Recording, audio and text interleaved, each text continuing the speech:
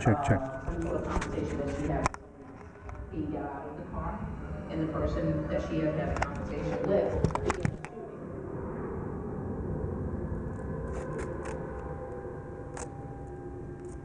He was 31 years old. I think Elston's tragedy is the epitome of New York, epitome of ghetto life.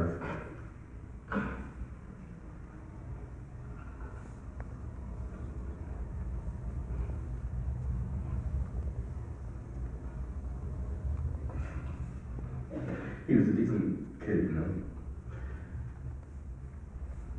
At the time in which he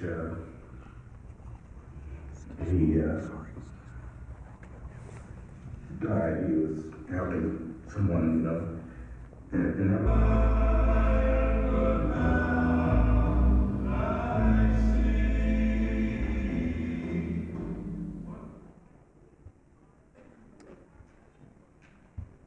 If you could hit the light there, please.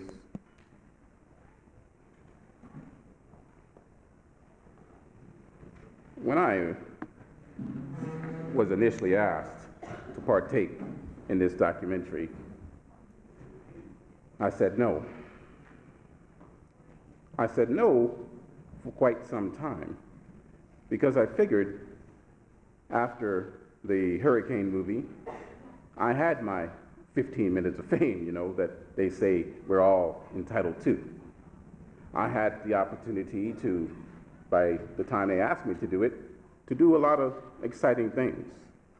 I'd gone on the Oprah Winfrey Show and gone on the Larry King Show and spoke at the United Nations and traveled all over the country, so I figured it was time to shine the cameras, so to speak, on somebody else to give them their chance to have so-called notoriety or fame or something, and a chance even to change their lives. The producer of that documentary, his name is Selwyn Jacobs. He's a producer at the National Film Board of Canada. He would phone me regularly to try and convince me to do the documentary, and I continued to say no until he assigned a director by the name of Cheryl Fogo, and she took his place and started phoning me every day to try and convince me to partake. The funny thing about the National Film Board is, hey, they were going to do it even without my assistant. Yeah, but she convinced me. She was gently persistent. And I'm glad that she and Selwyn continued to phone me, and I'm glad that eventually I capitulated.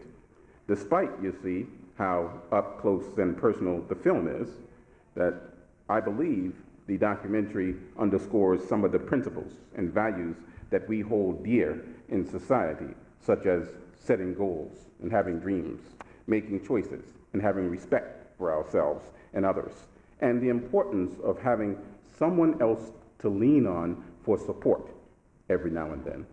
So many thanks go out to Selwyn Jacobs, Cheryl Fogo, and the National Film Board for producing the documentary. In the documentary, you heard me say something which I want to repeat here. At least I don't know if I think you heard it. If not, I'll say it anyway. It was an edited version of a 45-minute piece, so forgive me if it wasn't there. There is absolutely no reason why a mother, a citizen of the world's mightiest nation, should ever have to give up a child in order to give that child a chance at a proper education. And I mean that literally.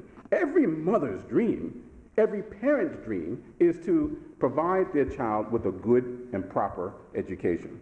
Yet, whether we want to see it or not, the fact is, in my birth country, and here in my adopted country as well, there are children being promoted from grade to grade without the foggiest idea of how to properly read and write. The fact is, in both countries, statistics indicate that more than half of the adult population is considered functionally illiterate. The fact is, in both the United States and here in Canada, many public schools are already overcrowded, and there is an ever-growing need for more and more seats. I get pretty worked up about these things, these problems, Maybe it is because I'm a lawyer today, or maybe it is because I simply lived in a world where there was not proper access to opportunity. I believe that illiteracy itself, when it's properly viewed, is viewed as an issue of social justice, not entirely unrelated to issues of criminal justice. Crime itself, you see, does not occur in a vacuum. Illiteracy, you guys all know this, because I'm preaching here to the converted. Illiteracy is a major contributor to crime, to poverty, to unemployment, and poor health. Look, I am proud to call this country my home, but I want to see this country do even better. To borrow a phrase, I want to see the day when we make literacy our. Without proper literacy skills, how can a person participate as a full and active citizen? How can a person vote if they can't even read the ballot? How can that person, in this increasingly complex world that we live in, how can that person decipher just about anything? How can someone properly give and safely give medicine to their children when they can't even read the prescription bottle? As a result of all of that, how can that person not lose hope and not have low self-esteem? If there is one thing that I've learned for certain from my experience, it is that you can never give up on people. You can never give up on the heart. When it comes to the heart, you simply never know. I believe that with our God-given talents, there is no greater power than that of the human spirit itself. Opportunity unleashes those forces. Continue with your endeavors to provide access to opportunity in society to those people who most need your assistance. Earlier, when I started out, I told you, don't ever let anyone convince you that the role that you play in our society is not critical and not vital. That is why I said that. I just needed to get all that off my chest. Are you with me this morning? Yeah. All right. Let me continue to take you back for a moment to a day a long time ago. I see you shaking your head. I love when people smile. You can go ahead. Taking notes and everything. I don't know. I'm not a teacher, guys. I just love people. Take you back. Long time ago. Well, maybe not that long ago. I was 12. It was a spring day. There was that feel, however, in the air that summer was just kind of seconds away. It was the lunch hour at my New York high school. Apparently, before I get rolling here again, I just want to remind you or tell you that they may come in to clear off tables and things like that, because apparently this is the room where we're having lunch as well. And so it's, don't be sort of too disrupted if they have to come in. We have a lot to do in a little bit of time. I like to talk, you see. It was the lunch hour at my New York high school. As I stepped out into the schoolyard, just as I could feel the anticipation of summer being moments away, I could immediately sense that there was trouble in the air. The gang members had taken over the schoolyard. Get in their way, and trouble undoubtedly would come down on you. So I did what other kids did to get out of the way of trouble. I darted across the street to play tag on the rooftop of an abandoned building that you could see from the schoolyard. The gang members never went up there. Hey, I said, can I play too? Sure, said the young guy who was it, but you're it now. And off he tore. And off I tore after the slowest guy in the pack. I was reaching out to tag him, and guess what he did? He jumped to an adjacent building, and I couldn't stop. I was simply going too fast to brace myself, stop, and jump. I didn't have time. and I didn't see it coming that he was going to jump. Before I knew it, I was falling from this 5-story building, and I blacked out as I held on to the edge of the rooftop. That decision to play on that rooftop that day would land my butt in intensive care, near death, with internal bleedings, ruptured organs, numerous broken bodies, and permanent damage to my spine. The hospital staff, strangers to me, worked frantically to save me, but I remember thinking, I just want them to stop. What did I have to live for? My life at that time, to me, wasn't worth living. There was so much violence around me in the community. My dad had lost his job in the factory where he used to work. We didn't have 2 nickels to rub together, so to speak. Food was a luxury, and so too was electricity, and quite often heat as well. The kids in my neighborhood went to school less for an education and more for the warm meal that it would be provided to them at the lunch hour. Nope, I said to myself, there was absolutely no reason to live. But these do-gooder hospital staff, they simply wouldn't give up. They wouldn't quit. And thank goodness they did. For little did I know at that time, with some help, with some assistance from this hospital staff, it would eventually pave the way for more strangers to come into my life and prove to me that, in fact, life was worth living. These strangers came into my world and provided me with love. They provided me with nourishment. They provided me with a safe home. But above all else, they provided me with an access to good and decent education. They did it, they say, simply because they could. And that is precisely what I want to talk to you about next, the value of a good and decent education and the importance of putting yourself in the picture and never giving up. It's easy, you see, for all of us to lose sight of the value of a good and decent education. In the wake of challenges, it is all too easy to get lost in the daily grind of our lives. Add to that what seems to be apparent everywhere, a desire today for instant gratification. We want answers, and we want them now. As a result, it becomes more and more difficult to value what generations did before, working hard to ensure that their children and their children's children had a better education than they did. Today, everyone seems to be focused on searching it on Google. It's made us all smart. Today, everybody seems to be focused on obtaining things and passing down more and more things, not realizing that the value of things are and always will be secondary to obtaining a good foundation in education. So your task is awfully difficult these days. Often, I wonder if we need to reconstruct today how we view the importance of a decent education.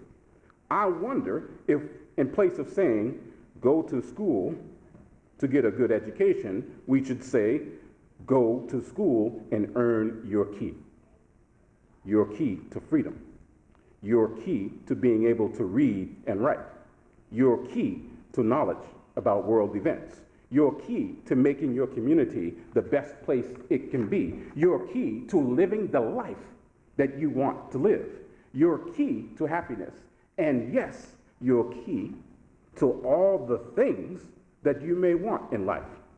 The key to your car, the key to your house, the key to your own office door. That magic key, you see, will unlock every door. That is one of the reasons I was thrilled to be with you here today in this Treaty 4 district, because I know that each and every one of you know firsthand the importance of an education and the importance of ensuring that people get the best out of life today and tomorrow. To me, the purpose of life is to lead a life of purpose.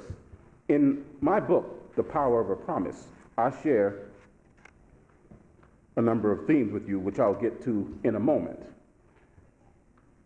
That book itself is rooted in a dream that despite the odds, you can still win.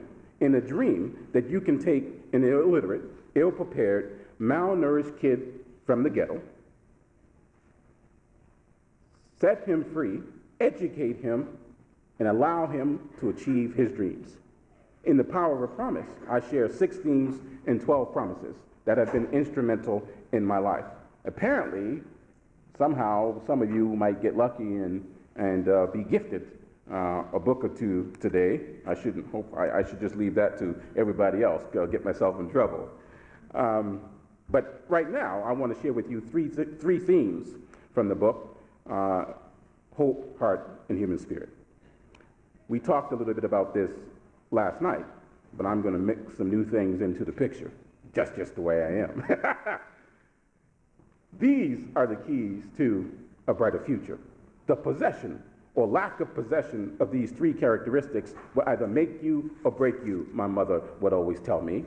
To embrace the future, to really take hold of the future, to own it, to be the best you that you can be, it's important sometimes to stop, reflect, pay homage where it is due, and don't discount the power of will and determination along the way.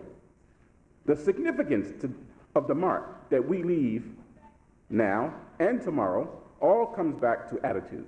It comes back to how we perceive things today. It all comes back to our ability to maintain hope, to having heart, and to believing in the power of the human spirit itself. And when you put yourself in the picture, magical, wonderful things can begin to happen. It is my hope today that from my journey, you will take simply this. With the right attitude and with belief, small doors can sometimes open up into very large rooms like this one. In both our personal and our professional lives. My role here today is simply to serve as a reminder to you that dreams can become reality. That in each of us, there is a story. That in each of us, there is the power of one. If we maintain hope, if we have heart, and if we believe in the power of the human spirit, then we will make it through, no matter what the challenges. If nothing else, my journey certainly exemplifies that. And it all happened because strangers came into my life, provided me with access to opportunity, and I adopted the right attitude. My life, as difficult as it has been, has also been filled with very inspirational people, good people whose courage and conviction in the wake of unthinkable difficulty themselves showed me the way to go all the way in life. And to remember to always reach back and lend a hand when and where I can. When I was a little boy myself, I was asked a question. I was asked if I could do it. If I were provided with the means, with the access to a decent education, could I do it? Could I go all the way? Well, naively, I got to tell you, I piped up right away, and I said, well, yes, I can. But the first time I tried, I couldn't do it. Nor could I do it the second time, or even the third time, for that matter. But you know what? One day, I did it.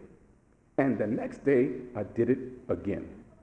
In the course of my struggles, my anguished efforts, I have come to learn in life, you don't have to be perfect, but you do have to get a few things right. Yes, you do. You have to try. You have to do your best, and you have to be willing to try again. But I got to tell you, there was a time in my life in which I didn't have that attitude. There was a time in my life in which I could not make the best of the opportunity that had been laid in front of me. I want to share that day with you today, because I'll never forget the day that I was faced with the most difficult battle of my life. It was the day that Sam and Terry, 2 of the Torontonians, took me from Toronto to New York. They took me to the Board of Education there to have my reading level tested. After this man finished testing my reading, he called Sam and Terry over to one corner of the room and he asked, "What grade did you say he was in?" Sam piped up right away and he said, "Well, in New York, he just graduated from grade 10. Next year, he is supposed to go on to grade 11.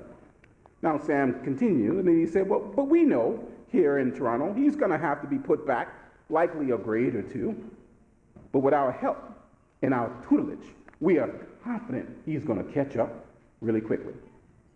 Well, the man said at that point, moving a little closer to Sam and to Terry and to lowering his voice to a level that he thought I couldn't hear, he said, "Something is dreadfully wrong here, because I have just tested this boy's reading level 3 times now, and I would be hard-pressed to believe that he could read even at a grade 2 level." For a moment, there was absolute silence in that room, and frankly, I had never heard Sam and Terry quite that quiet before. And then Terry piped up in a way that only Terry could. "Well, I guess we're going to have to do something about that then."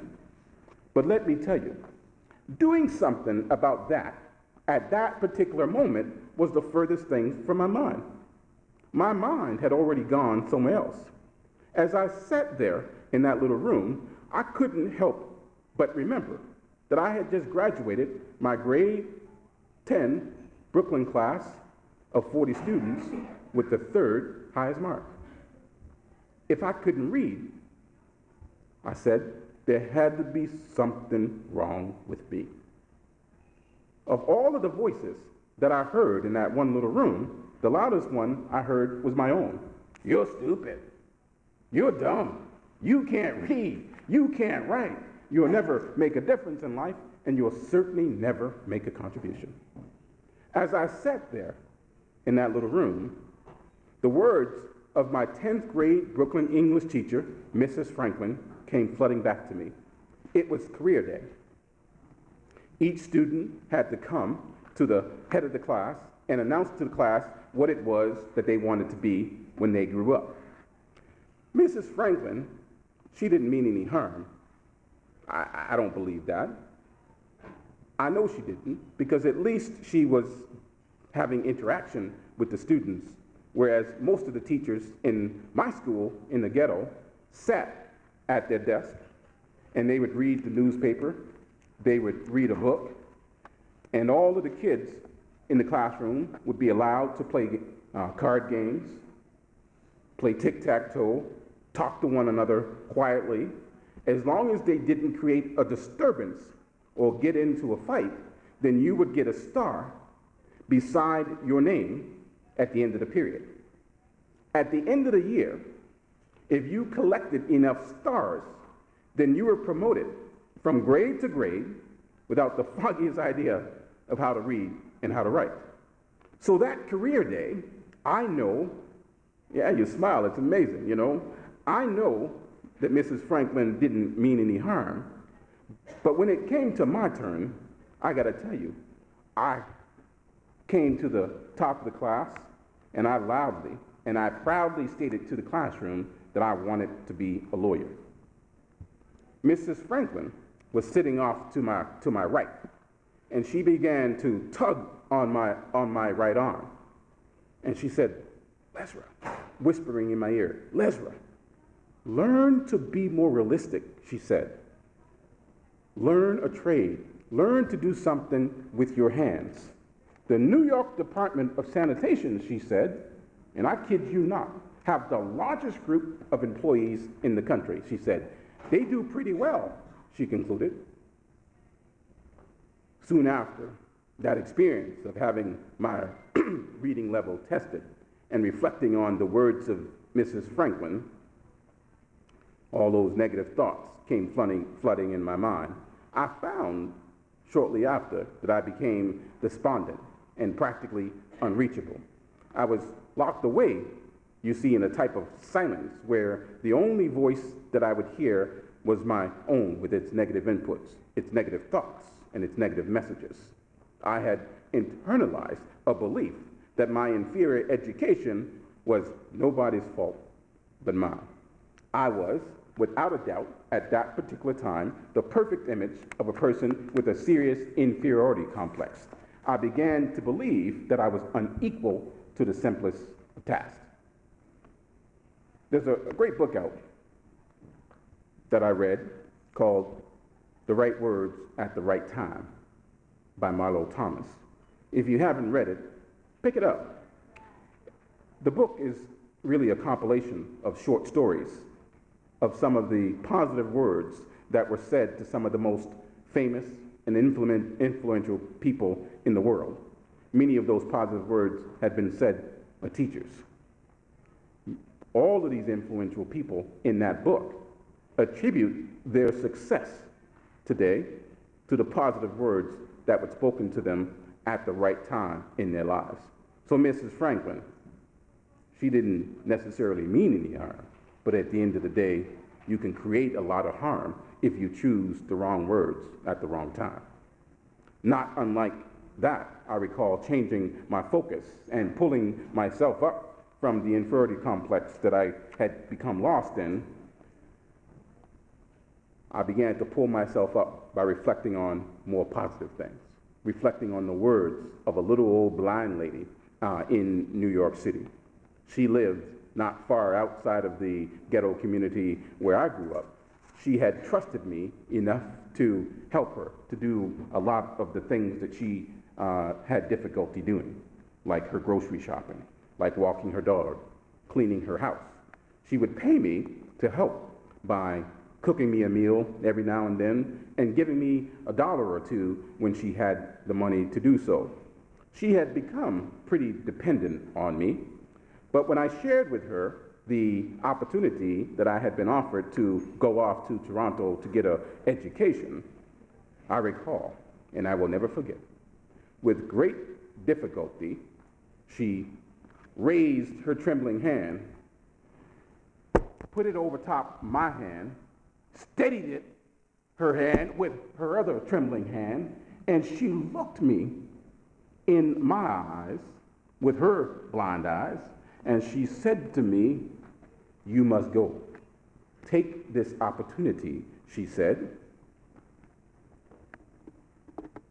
People, she continued, can take lots of things from you, but they can never take away the education you obtain.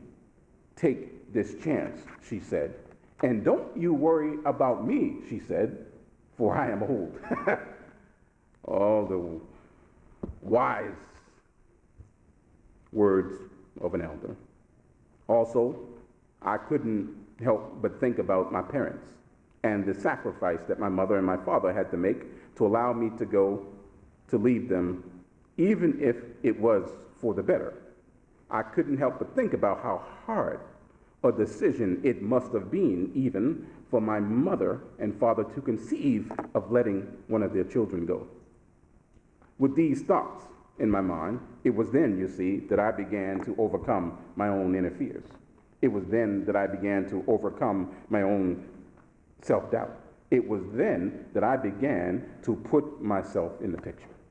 That simple thought, of putting myself in the picture, the planting of that one little seed began to pay off dividends, you see, because eventually that seed would take root. And as the fruit of my labor began to mature, I developed a greater and greater appreciation for the importance of maintaining hope, the significance of having heart, and believing in the power of the human spirit to push on through even in the most difficult of circumstances. And I can tell you today that the simple thought of putting myself in the picture renewed me, revigorated me, it re-energized me, it made me alive to the importance of nurturing a never quit attitude. And it gave me the ability to begin to imagine the best things in life. And guess what? The best things in life began to happen. I grew passionate about what I was doing. I didn't know all of the answers, but I was passionate. And you know firsthand, when you are passionate about something, about what you're working to achieve, about what you're doing, then you will find the answers, because the power is within your heart. The point is simply this. I am convinced that we are all have, from time to time, problems when we need to face our own battles that we face in our own personal lives every now and then. We all lose sight every now and then of our dreams. We all imagine the worst instead of the best every now and then. We all can face challenges and hurdles and difficulties along the way in life every now and then. They may look different to you. They may well be of a different sort, but they often have the same effect. They inhibit us and limit us from achieving our dreams. When we lose sight today of our dreams, when we begin to imagine the worst instead of the best, then somehow we also seem to lose our ability to be flexible. And when that happens, we begin to find it more and more difficult to deal with all of the changes that can occur around us. And before you know it, we begin to fear even change itself. And I can tell you that change in life is difficult even at the best of times. But in times of difficulty and in times of change, it's all the more important to hold on to the magic and power of imagination itself. To me, there is no better place where the power of imagination is exemplified than right here, right now, in this room. You have to believe that you have hope, that with your heart and with your belief in your own human spirit, then you have the motivation to make it through. And remember, I'm here simply to encourage you and remind you that you have to continue steadfast with your efforts. You have to be able to imagine nothing less than the best. When you imagine the best, then the best things in life begin to happen. Look at what happened in my life. Look at what happened in Ruben's life. And let me share something else with you while I'm at it, because I'm on a roll. My grandmother always said to me, "You never know, Lesra, unless you try. You simply never know unless you try." Now, I want to share with you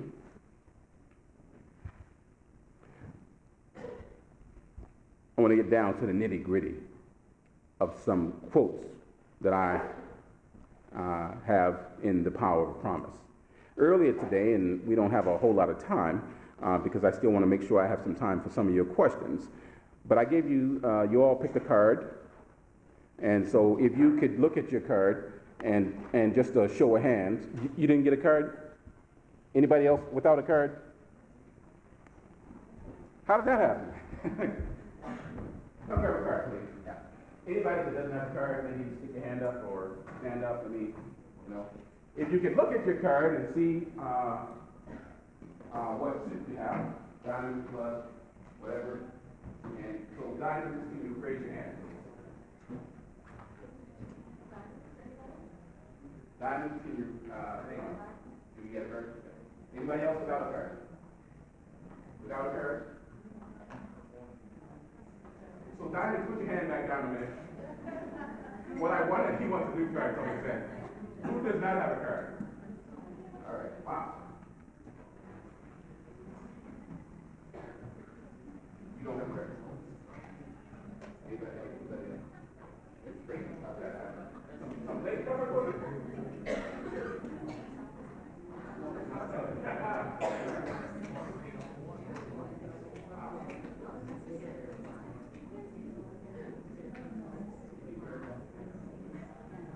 Don't worry if you don't have one, that's class. Diamonds, please raise your hand. Diamonds. All diamonds, I need you to take one. I need you to move your seat. And I know you hate when people do that to you, but let's do that. I need all diamonds to go together. Please. Clubs go together. First, let's do the diamonds. Diamonds, where are you? Come on, diamonds, let's go.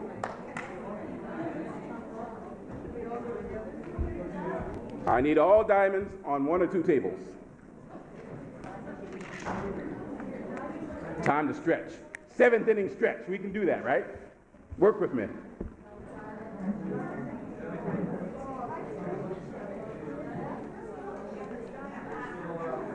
Show of clubs, clubs, clubs, clubs, clubs, clubs. All right, somebody start yelling clubs. Clubs go together. Spades go together. Hearts go together. Whatever we're missing, let's make it happen.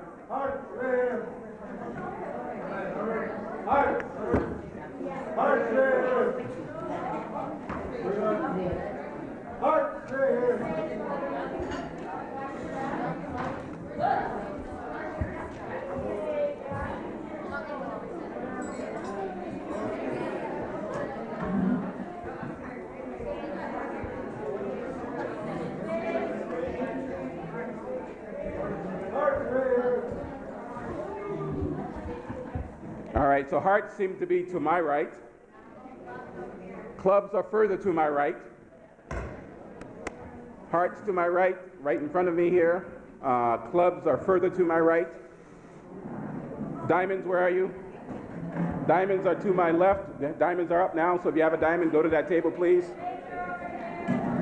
And spades are by the back door.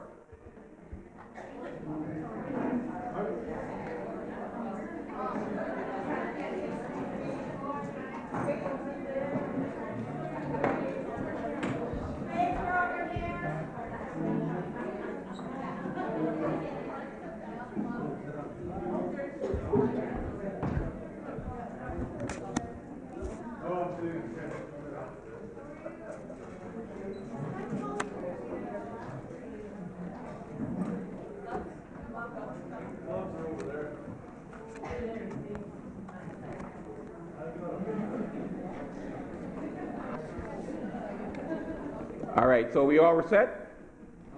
No? Why are we all standing over by the back door there? We can have a seat.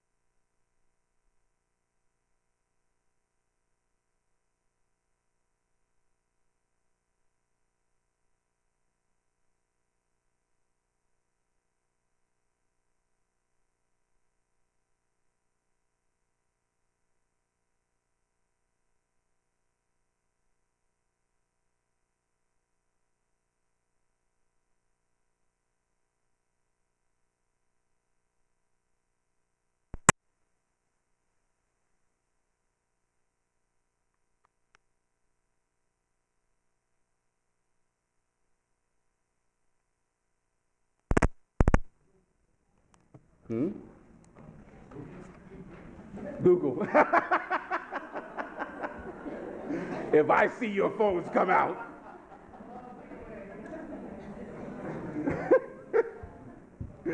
I like that one. I'm going to have to add that to my speech. No Googling.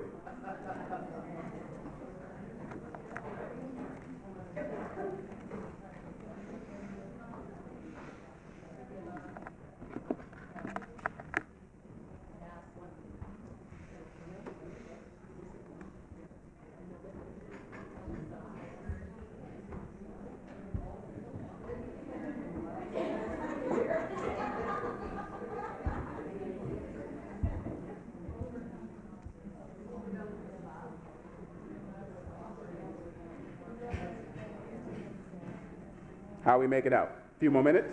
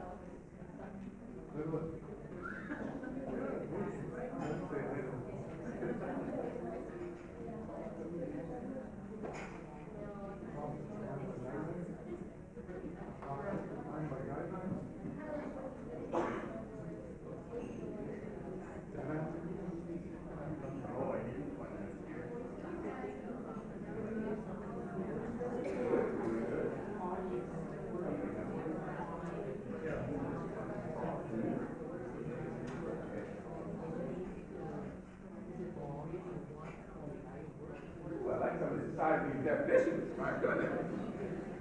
I like that.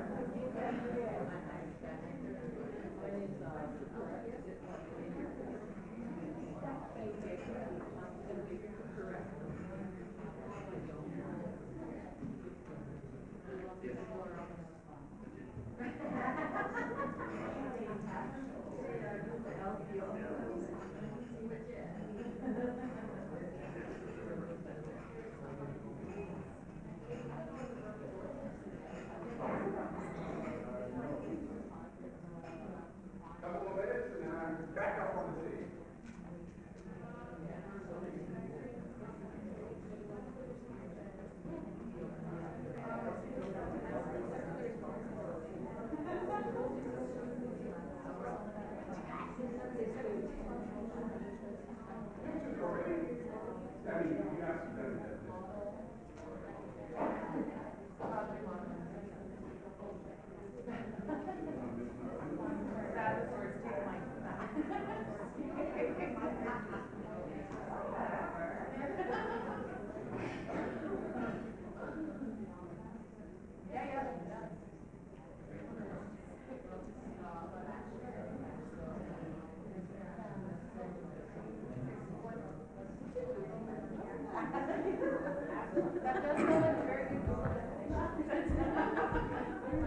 All right.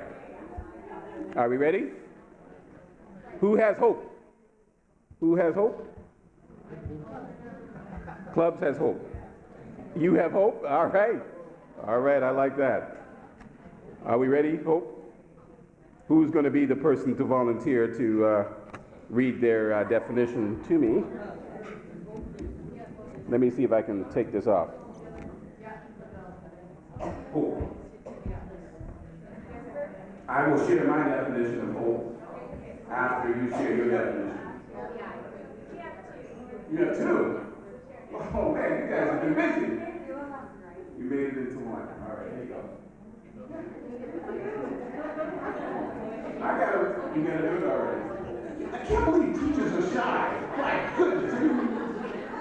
Wait, I thought you guys like talking. Here. Okay. Certainty, hope is a certainty of strength, and without strength, you don't keep trying. Kind of really,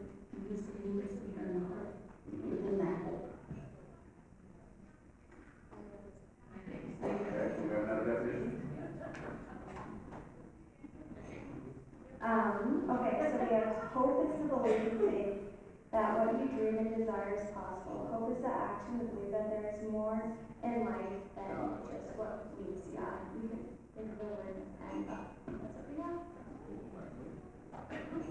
More than what meets the eye. And here is Leslie's definition of hope. And there is a reason I'm sharing these with you, and we'll get to that at the end of the reading of all of the definitions. Hope. Without hope, there would be no achievements in the world. For nothing would ever be attempted.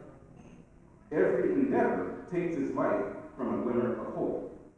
Hope enables us to believe that anything is possible.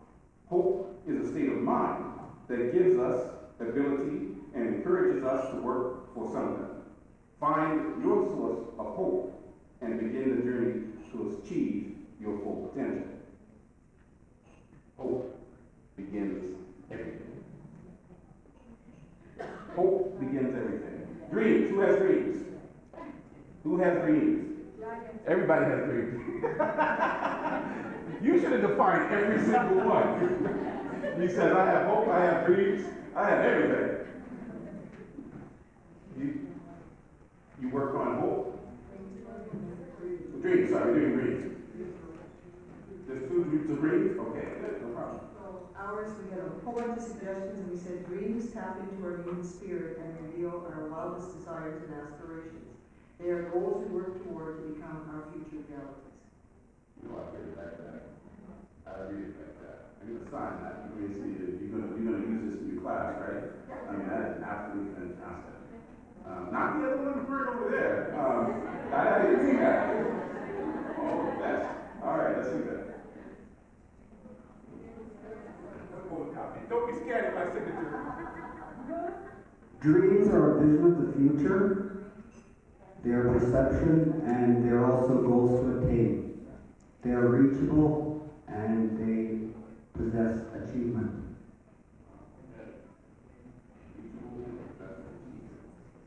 Leslie's definition of dreams. Not the Oxford Dictionary. I haven't even looked at that, actually. One of these days I should do that. Somebody Google that for me while I'm talking. Dreams are the images or the imaginations of what we can make happen in our lives. By dreaming, we generate hope for the future, and with hope comes possibility.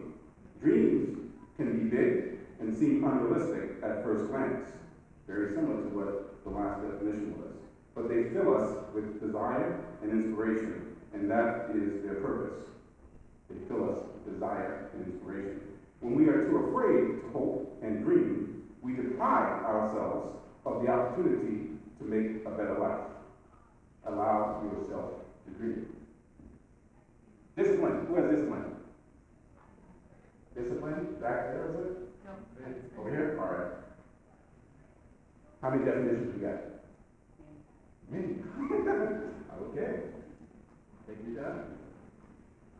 So discipline is the action necessary to overcome adversity and a process defined by guidelines and to strive towards a common goal.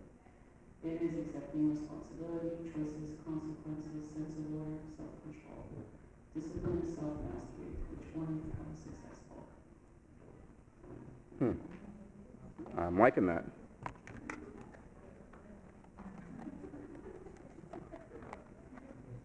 Discipline. Was there another one? You said you had many? Was that? All right.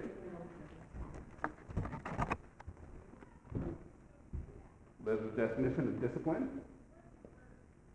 Did anybody Google dreams for me? I was serious about that. Over there? I'll be back over there in a minute. Like, you're not running the microphone. I did that last night too. Thank you very much. Discipline. Discipline is the ability we all possess to stay focused on our dreams and to remain determined in the pursuit of our goals, even in the face of temptation. In the world we live in, it's all too easy to find shortcuts, to focus on indulging our immediate desires, to lay aside our principles and forget our purpose. Discipline is the force that keeps us on the right path, the knife that slashes through our fears, and the voice that whispers to hold strong when we begin to bend under the weight of our goals. Discipline. Oh, I see you shaking your head. We're going to church this morning. That's why I like that. All right. Amen. All right. So, who has determination?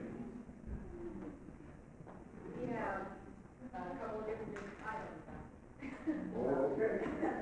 We have a couple of different definitions. Our first definition is having the courage and drive to overcome the obstacles inhibiting us to achieve our goals, having faith to achieve against all odds. And our other one is, it's a voice in your head that tells you to never give up, ignore what others are telling you, get over the obstacles and believe in your dreams. Determination is the itsy bitsy spider. Itsy spider. I'm going to have to use that too. Although dreams are free, although dreams are free, the achievement of our dreams often requires a great investment of effort on our part. And when we dream big, undoubtedly obstacles come into our path. To keep going, we will need both dedication and determination. Determination is the grit that gets us to our goal. With determination at our back, we can push beyond the resistance in our mind that tells us, give up, let it go, and find a way instead to carry on towards fulfilling our dreams. Determination gives us the ability to get back up when we have fallen, to keep swinging away despite how the odds may be stacked against us.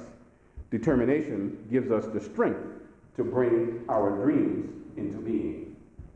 Did someone do dreams for me?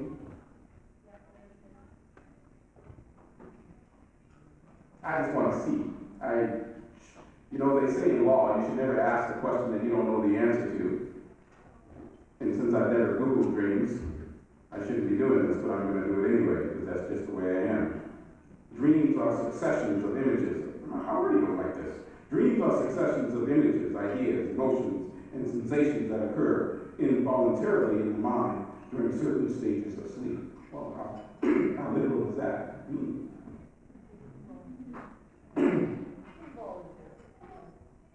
You don't agree with that, do you? Absolutely not. All right, well, we'll add that to the mix.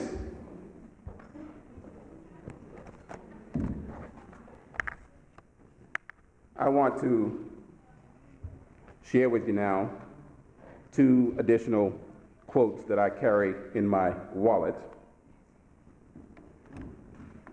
before we get to some questions here. Just don't step on that, please.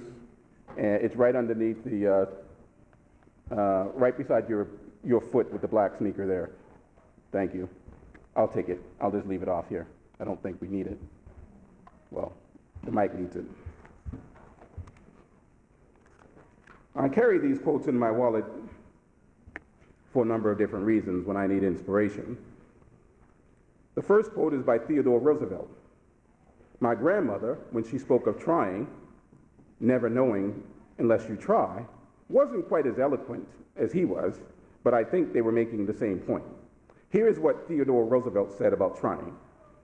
And please look beyond the gender-specific terminology he uses. He was a product of his time. It is not the critic, he says, who counts, not the man who points out how the strong man stumbles, where the doer of deeds could have done better. The credit belongs to the man who is actually in the arena, whose face is marred by dust and sweat and blood, who at best knows in the end the triumph of high achievement, and who at worst, if he fails, at least he fails while daring greatly, so that his place shall never be amongst those cold and timid souls who knew neither victory nor defeat. The second quote that helps to shore me up when I need some courage are the words of George Bernard Shaw. Here is what he says with regards to circumstances and to trying. People, he said, are always blaming their circumstances for what they are. I don't believe in circumstances, he says. The people who get on in this world are the people who get up and look for the circumstances they want. And if they can't find them, they make them. You know, I like that one. You have to make your own circumstances every now and then. Now, I've read you those quotes, and I've asked you to provide definitions of some other words for me for good reason. I find creativity in words inspirational, and I certainly hope that you do as well. I believe, you see, that when we imagine the best, that belief itself transpires into a ability to begin to have the best things happen to us in life. I believe that when we rely on our heart, then there's no telling how far we may go in life. Sometimes all it takes is a little bit more heart to get yourself along the way, to develop and nurture an incredible strength to persevere when everybody else around you are telling you that your dreams are simply unrealistic. You simply never know, you see, when it comes to the heart. You can never give up on trying. I believe that the power of the human spirit itself is a great force. I believe that the power of the individual to make things happen exists in each and every one of us. I believe that we all have a special gift in life. I believe that we all have a story, an ability to achieve greatness individually and as a team. As you go forth with your endeavors, as you reflect on your own lives, personally and professionally, as you work to build the organization, the work environment, the community, the school, and the nation that we all want, remember, take the power of the human spirit itself on your side. And watch out for the negative inputs. Watch out for those people that will say it can't be done and will interrupt you while you're doing it. Watch out, you see, for that tendency that we all have to resist change. Watch out for that little voice that says, I can't do this. And remember, be flexible, because the answer is always within. By way of closing, and before I take some of your questions, I want to share with you now 3 promises that I say to myself each and every day, in some form or another. And I'm hoping that each and every one of you make promises to yourself each day. I promise myself today that I will not be deterred by the challenges and difficulties that lay ahead, that I'll stay focused and I'll stay positive. I promise myself today that I will remember to put myself in the picture. I'll keep hope, I'll believe in the heart, and I'll embrace the power of the human spirit itself. And I promise myself today that I'll be ready when opportunity knocks. I'll start where I am, I'll work with what I got, and I'll do what I gotta do. From the bottom of my heart, thank you all for having me. The power to make a difference exists in each and every one of us. Small doors in life can sometimes open up into very large rooms. All right, all right.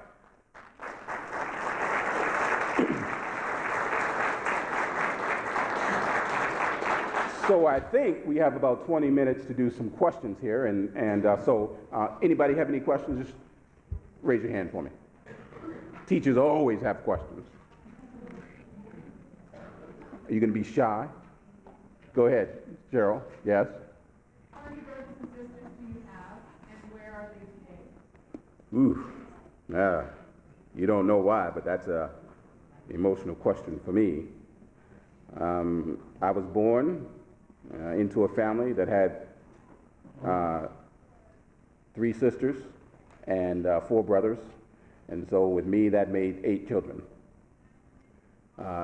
2 of my brothers have passed on. You heard about one of them in the video well, both of them really from violence. My young brother that strikes me, Elston, that you did hear about in the video, died at the age of 31, not from doing anything wrong, just from living in the wrong community where violence was a way of life, and he was going to help my niece, and the person was threatened by a stance that my brother always had.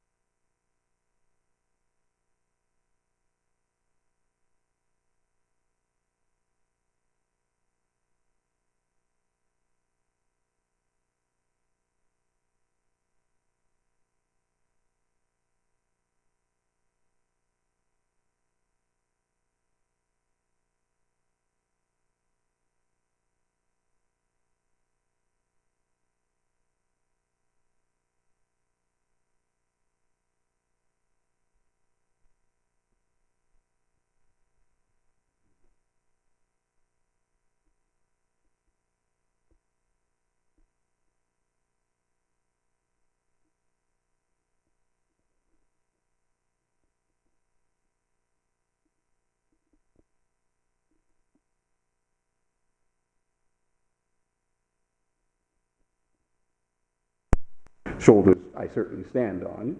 And I owe a lot of my success to my brothers and my sisters. Had it not been for their willingness to let this happen, then I probably wouldn't be here today. So I really appreciate your question. Thank you for asking that, Cheryl. Yes? Mm-hmm. What part of Toronto did you live in and what schools did you attend? Can you get this?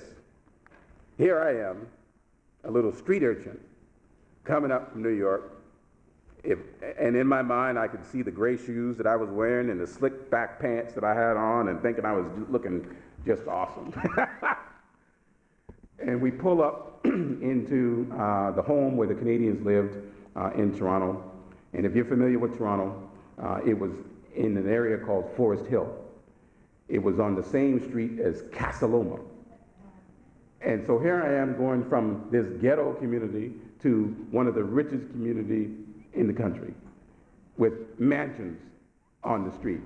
And here I was thinking I was looking fine until we drove up there. Fortunately, the Canadians that took me in were rather well off, and they decided that, I just wanted to see if that was my glass, when I had my reading level tested, and I would be put back into grade 2, you know, here I am 15 and would be amongst 6 and 7-year-old kids. They said, well, geez, we can't quite do that. That's not fair. So I was privately tutored for 2 years. And in 2 years, I went from grade 2 to grade, in Toronto at that time, had grade 13.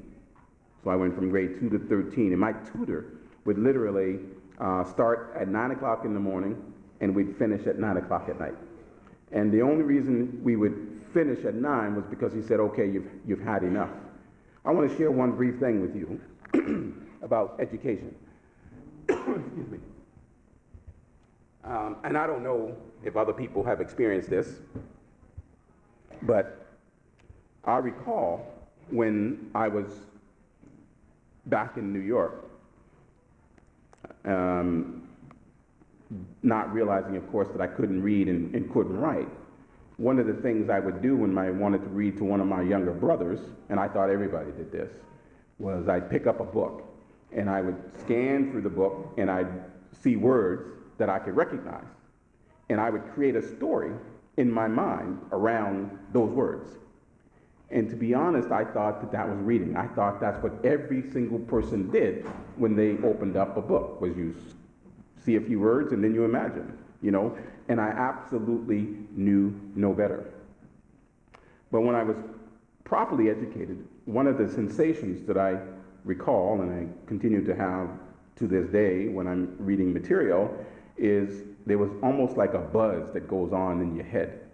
A natural high, I would say to my tutor, I just feel funny. It's like this tingling going on in my brain. And it was intoxicating. And so I wanted to continue. And literally at 9 o'clock at night, he would say, okay, that's it, done. You know, that sensation will be back tomorrow. You know, but I didn't know initially that it wouldn't just disappear, but it would be back the next day.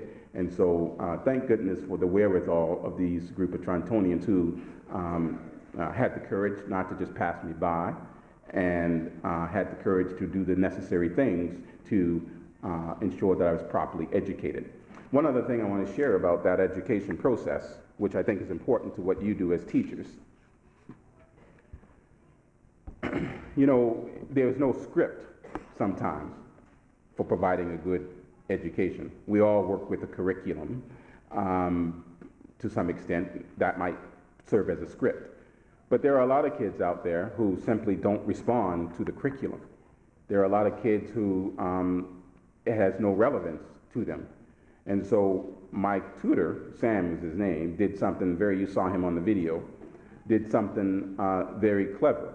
When we discovered that I couldn't read or write properly, he realized that I had this interest in, you know, they would just expose me to books and things like that and never forcing me to do anything.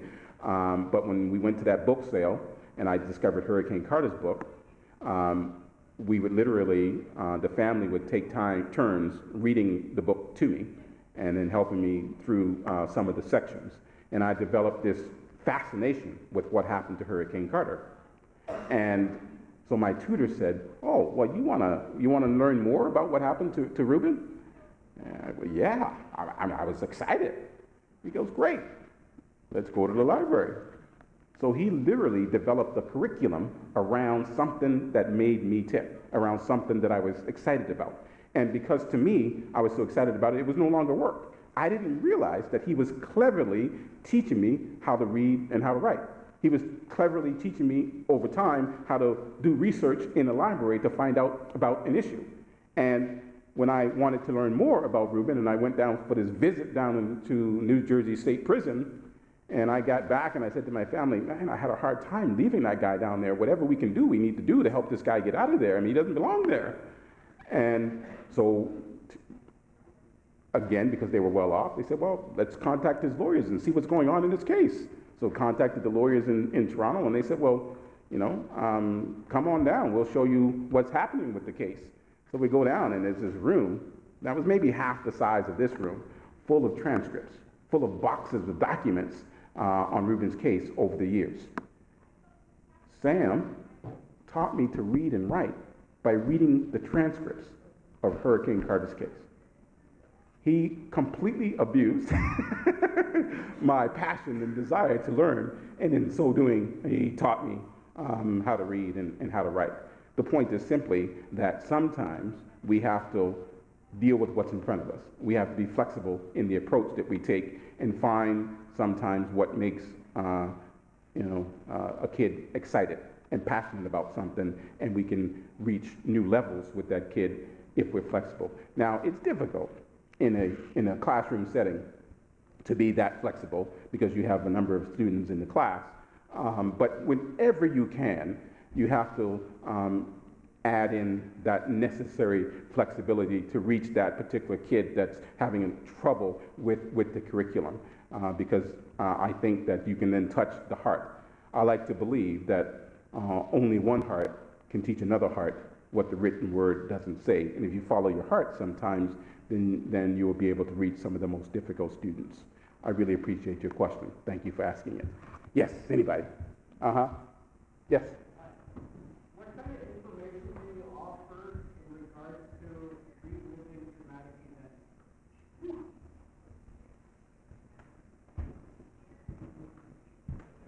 He wants to know what kind of information can I offer about reliving traumatic events. That's a tough one, but I'll share something with you.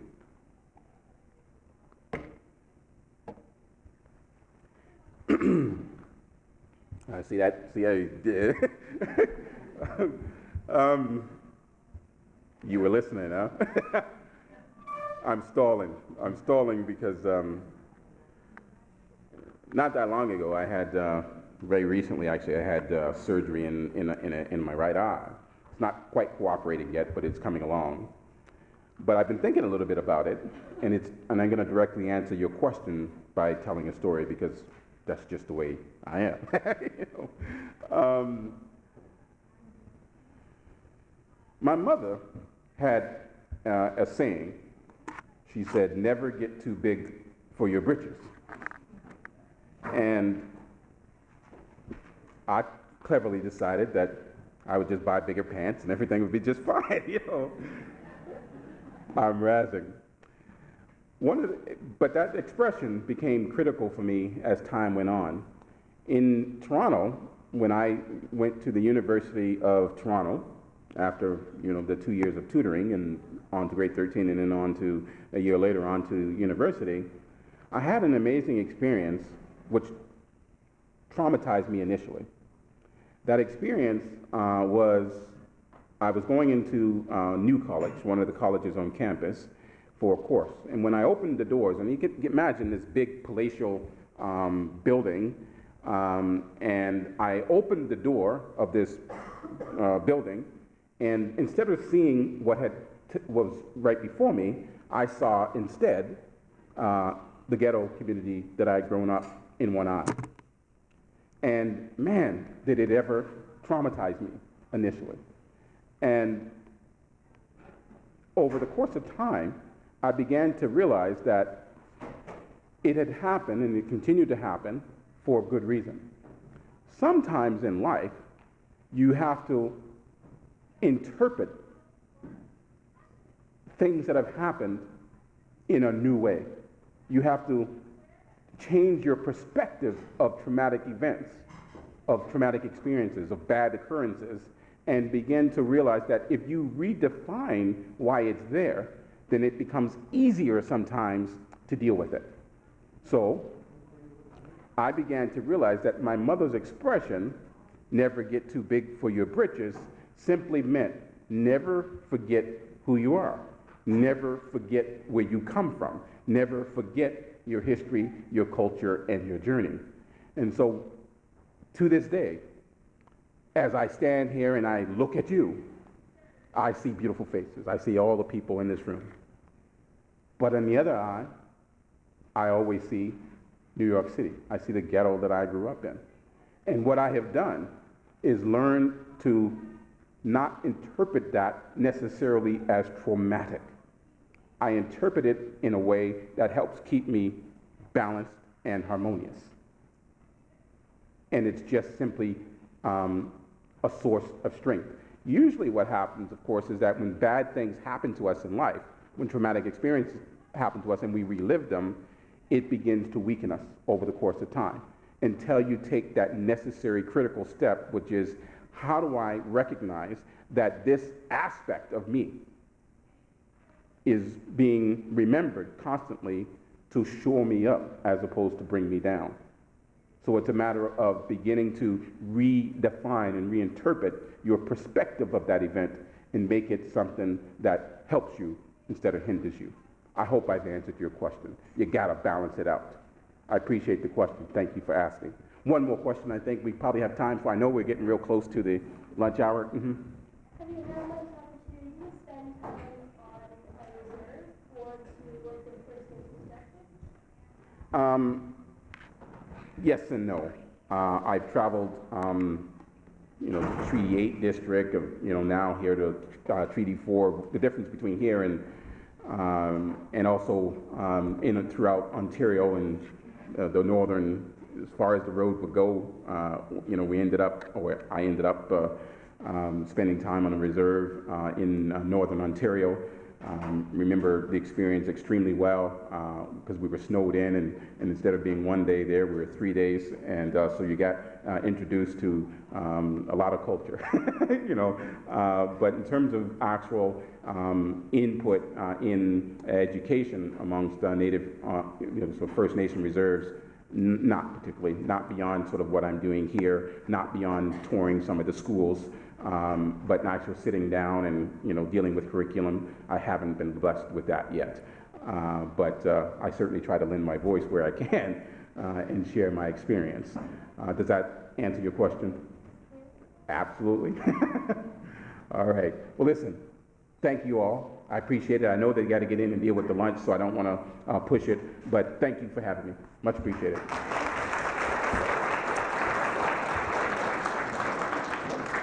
If you could perhaps gather the cards up and give them to me again, please. I just need to use them again for the workshop. Maybe just pile them up on the table or whatever where you are, unless you have a question for me.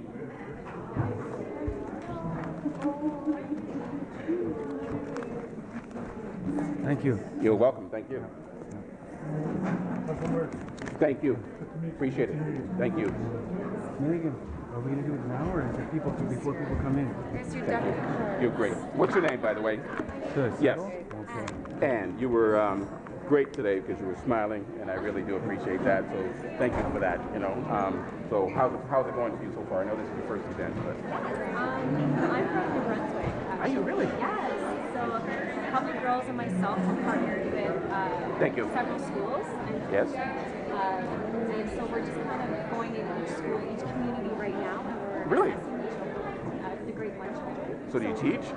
No, we're researchers. So we're implementing a literacy initiative. Mm-hmm. So for these schools. Thank you. Okay. Well, that's awesome. Through the university. Thank you very much. And so how long are you here for then? We've been here for a week and we have one more week. Really? Yeah. All right. So Saskatchewan, then we go to Ontario and then New Brunswick. once you can print it up. Are you staying right here then in Moose Jaw? For the weekend, yes. All right. Kind of all over the place. Okay, good, because I want to talk to you some more about research. Oh, okay. I can gather my girls too. They're really Well, that'd be great. So, are you guys around after the last workshop today? I think that's at 3. So maybe I'm just trying to figure out how we can get in touch. I'd love to find out more about what you're doing. Yeah, we'll be here. We're staying like just a couple minutes away, so we're on time for All right. So, what time is your last event? Well, I think it ends at 3. I'll just use your pen. Okay, sure. Oh, here's my cell, and maybe we can figure out a time where we can get together. I'm here tonight, but then I'm gone tomorrow. Okay, yeah, sure. Maybe we'll have some wine. All right, thank you. Did I write it right? You read my writing? Yeah. Yes, all right. And if not, oh, sorry, thank you. If not, I'll see you in the lobby or something like that, but we'll figure it out. How's that? And thanks. Great. That'd be great.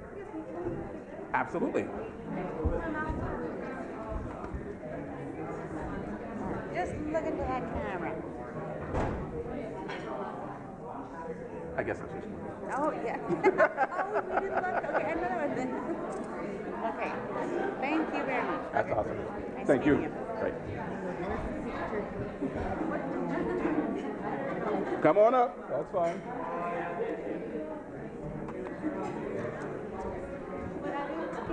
Absolutely. Yes. Thank you.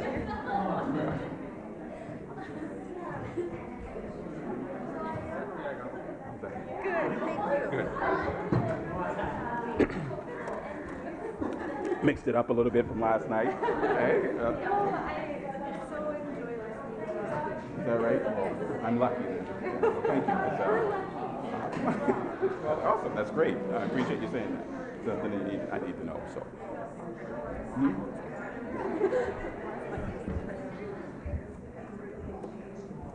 Okay, I'll get out of the way. I might have all the cards. Michael, do you want to come say prayer? Hello. Just before we start to eat, I'm going to invite Michael Lonechild up to say a prayer.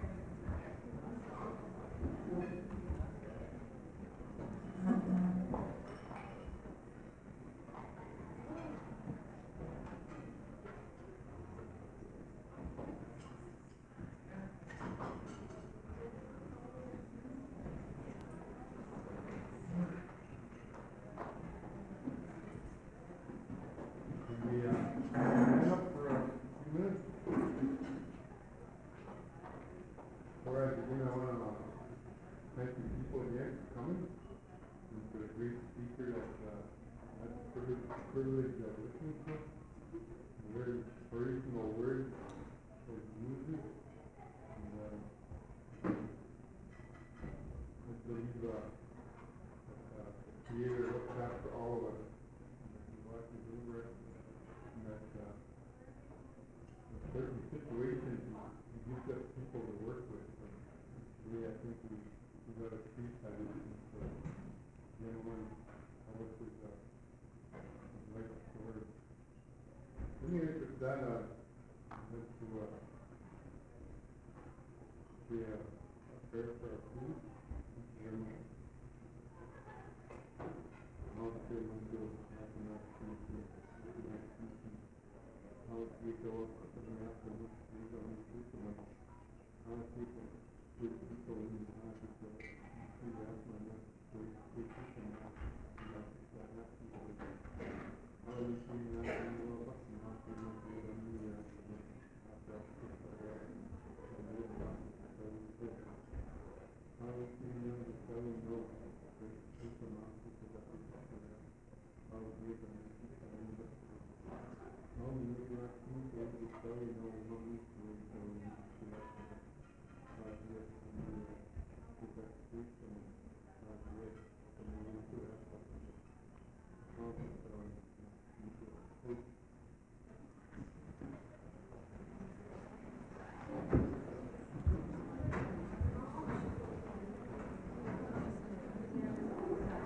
Thank you very much.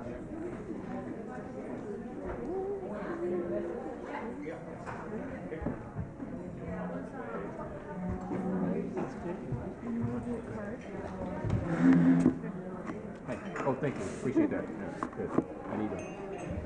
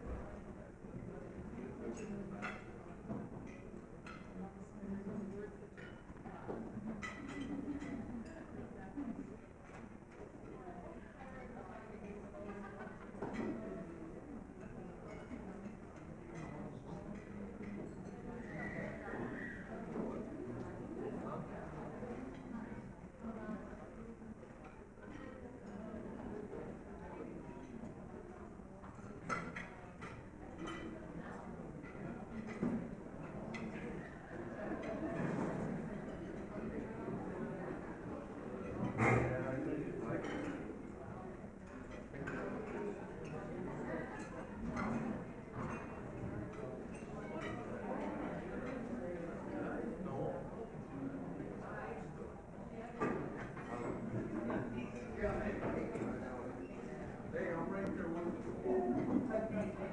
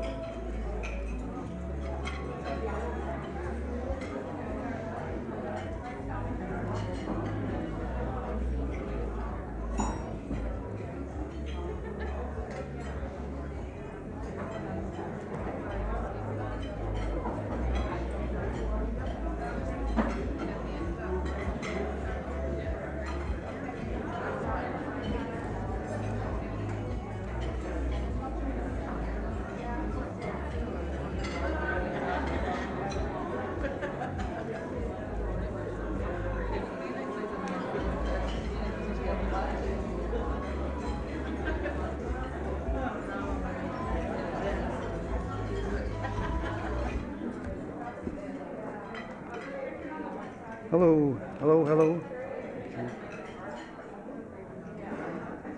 Check, check, check. So in about 15 minutes, while you guys are all having your lunch, in 15 minutes, we'll move into the presentation of gifts for our presenters. So at 12:30, that's in 15 minutes, we'll proceed with that, and then carry on with the afternoon lunch agenda. Thank you.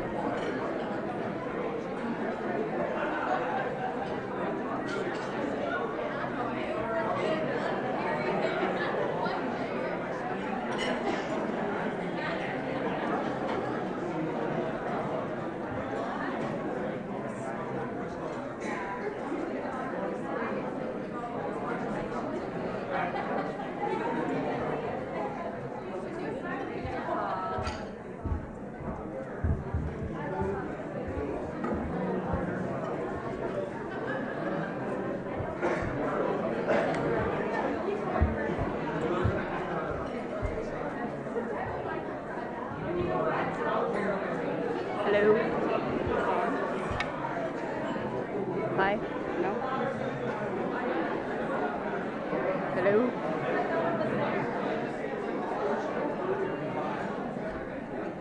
Hello?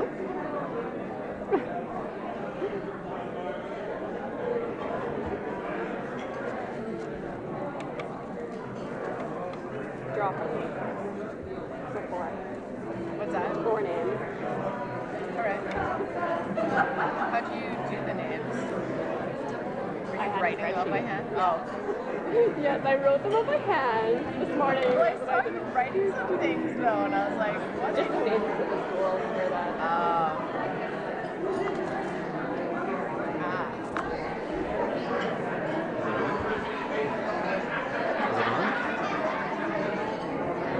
Battery dead again? No. It's saying that the battery's good. Where's the cover for it? Anything?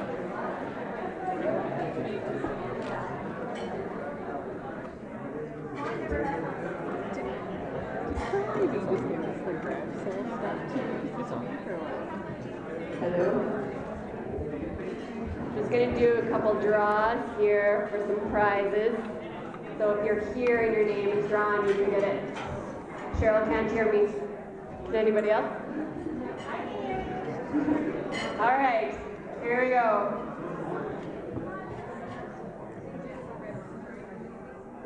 What's your name? Tony Rowan?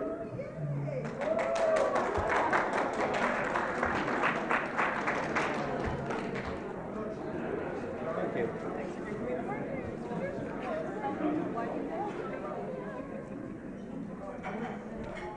Elaine K. Elaine, in the washroom? Okay.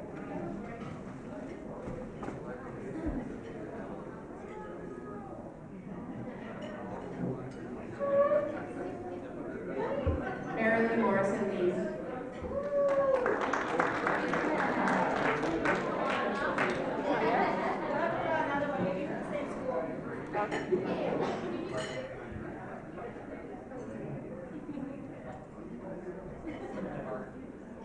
Willie Straight Nose. Not here? No?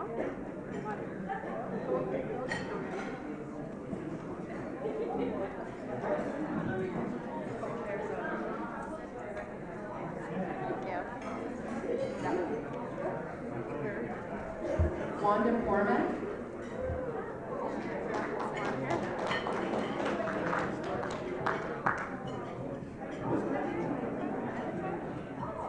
Wanda Foreman.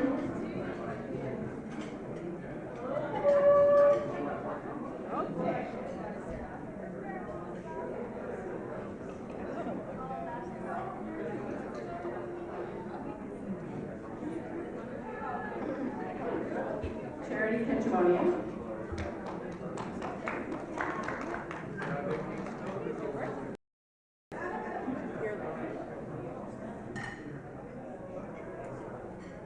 Not here?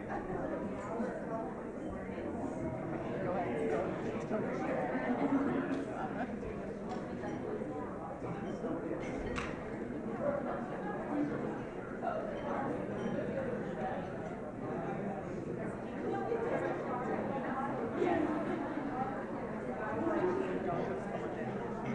Don Coates, come on down.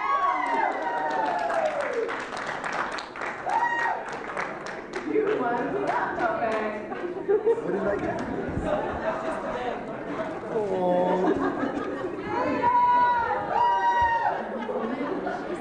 There's something missing.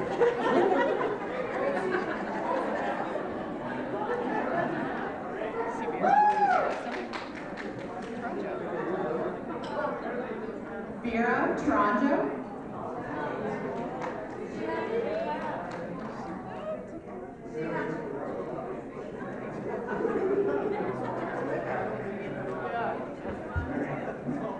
Teresa Sanderson. There we go. Done and done. Me and louder on the mic. Are you doing the school one right now too? Nope.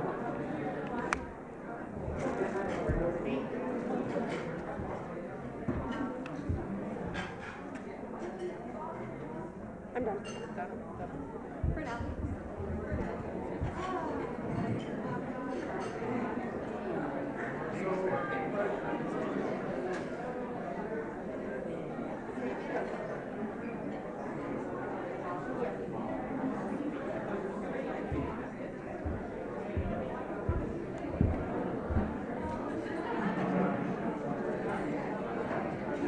Ready?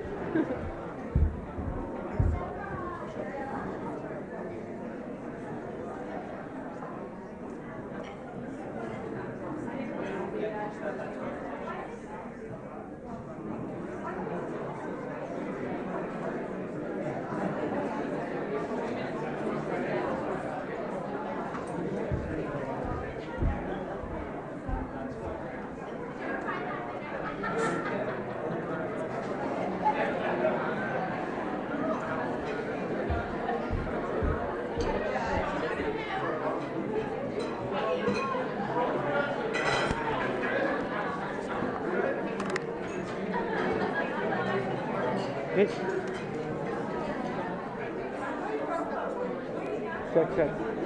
Check.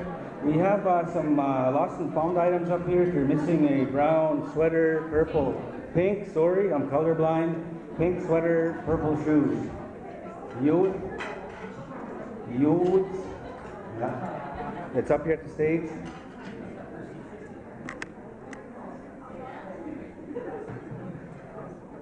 Good. Okay.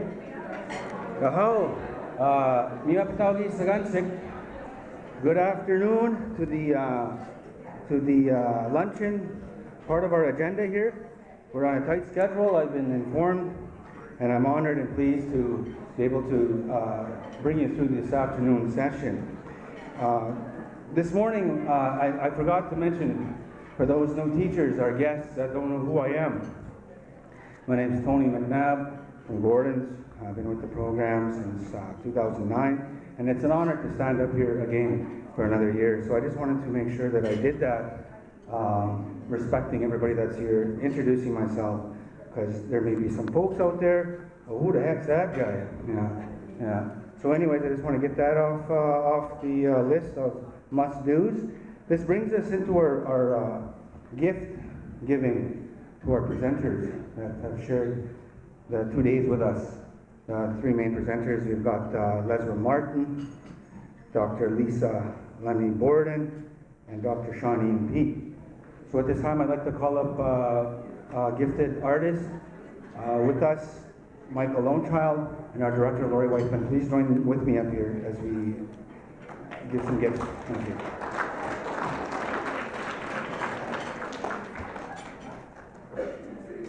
Their names will be on them. Yeah.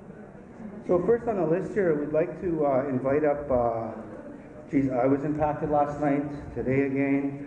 My suagan, my spouse as well, was impacted by his speech, what he shared. Lesra Martin, please make your way up here, please, sir. Thank you.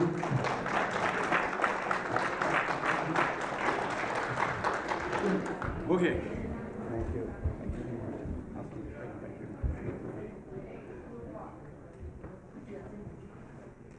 Wow. Anybody want to take some quick photos here? By all means. Wow, quite the gift here, you know. I like gifts, I've got to tell you that right now, but geez. On behalf of all of us at Treaty for Education Alliance, our board of directors, our staff, and all of our schools, we want to present you with this beautiful painting. Michael can tell you a little bit about the painting. You guys, I have one advantage. You can't tell when I blush. All right. You want to tell me a little bit about the painting?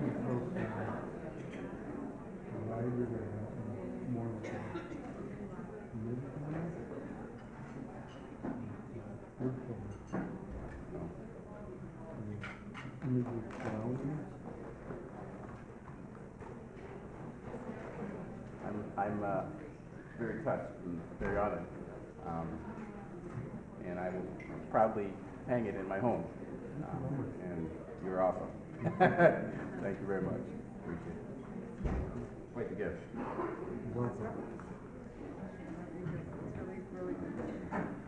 Thank you all. Thank you all.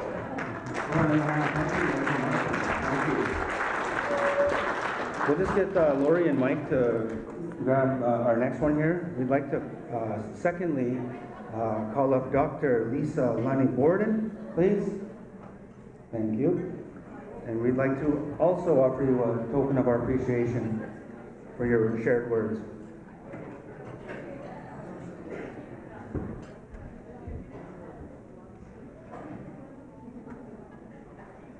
On behalf of all of us at Treaty 4 Education, our board, our staff, and all of us, if you listened to Lisa this morning in her math talk, and if you haven't heard that, you're in for a treat. It's wonderful.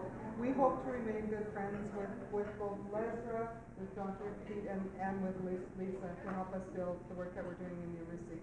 Thank you so much for being here.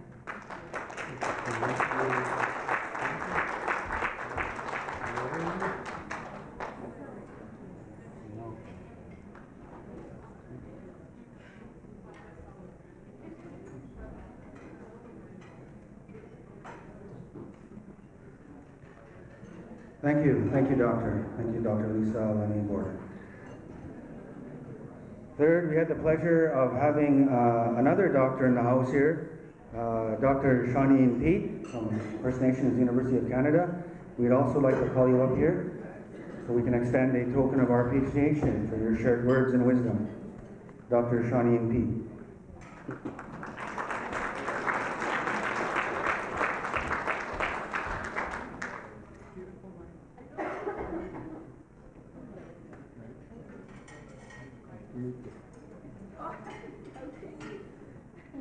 On behalf of all of us, our board, all of our staff, our schools, it's an absolute pleasure to have you here. We're so thankful. We hope our friendship can remain.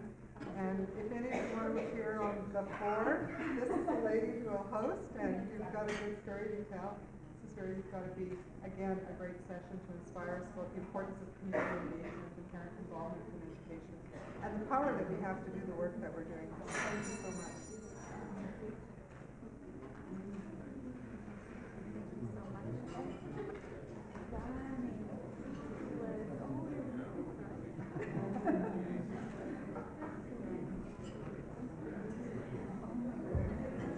Great, thank you, Dr. Shawneen Pete. Thank you. So with that, we'll move along. I'd just like to thank our director, Lori, and esteemed colleague here, Michael, for assisting with that special moment. This brings us into what we like to do, or what we do every year, is we honor our retiring educators, our people that have made an impact out there in our schools, whether it's on reserve, in the public school system, wherever it may be. We take the time to make sure and acknowledge our educators. As I said this morning, they're our primary caregivers of our children throughout the day. We entrust in them, and it's only right to do that. And it gives me great honor and pleasure to be able to speak shortly about a friend of mine that I've met 6 years ago at Chief Gabriel Cody Education Complex. Walking into that school, coming through the high school wing, it was always him that was always there. How's it going? How's it going? He's got that Soto accent, and it's pretty cool. I think it's awesome. You knew he was in the hallways if you heard him talking. So over the years, I've had the chance to pop in and visit when we're doing IT work, addressing ICT tickets. I've always went in and made the rounds to shake hands and say hellos. And it was this man, this gentleman, Robbie Severite. Robert Severite is later in the agenda. Ron Severite, sorry. So at this moment, what I'd like to do is, first of all, call up Chief Gabriel Cody Education Complex Principal, Jonas Cody, to share a few words about his colleague. So with that, I'll call up Jonas, please, to share a few words, if you would, Nick.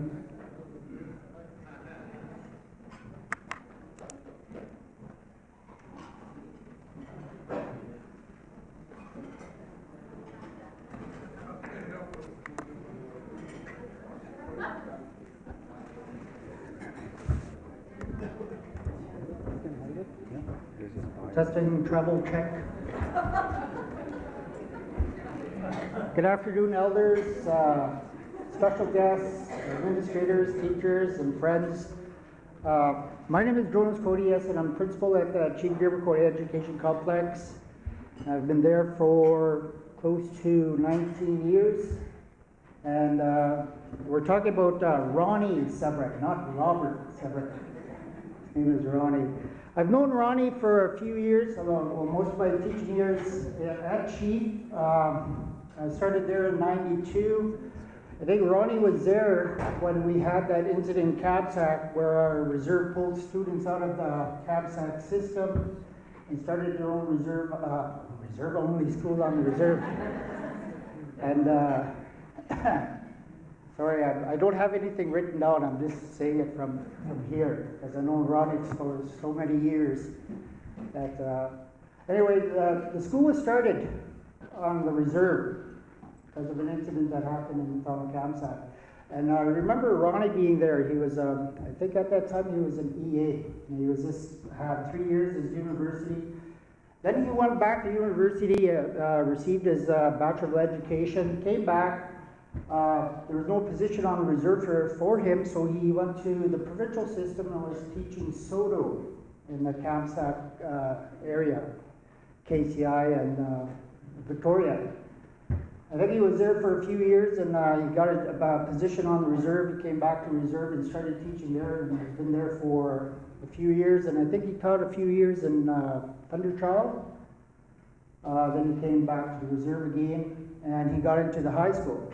I remember teaching with him when the school was first started. We were in an old elementary school building, and then 3 houses that were put together to make the other part of the school. And we taught in that sort of conditions for some years until our reserve received a brand new school. And he was there. Ronnie taught mostly in the high school area, like Native Studies, SOTO, Wellness, Phys Ed, Industrial Arts, PAA, and all that. And then he did a lot of coaching, volleyball, badminton. And for community events, he taught, this past year, he taught midget hockey on the reserve.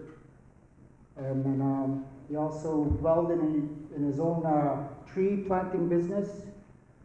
So if you want to know anything about trees, just go ask Ronnie. He was quite versed in that. And then our school this year, last year, we had a garden project. It started with Heart and Stroke Canada, and Ronnie took on that venture and got everything going like that, and we received money. So we helped our school achieve that area, and this year we're still going to get into the gardening and that. Don't want to say too much, because we have another staff member coming up here that's going to talk more about Ronnie's career and that. So I'm going to end it here and get the other staff member to come in and say a few words. Thank you, Jonas. We'll call up Ronnie's esteemed colleague, the kindergarten teacher at the school there, Mrs. Gayleen Cathy, please.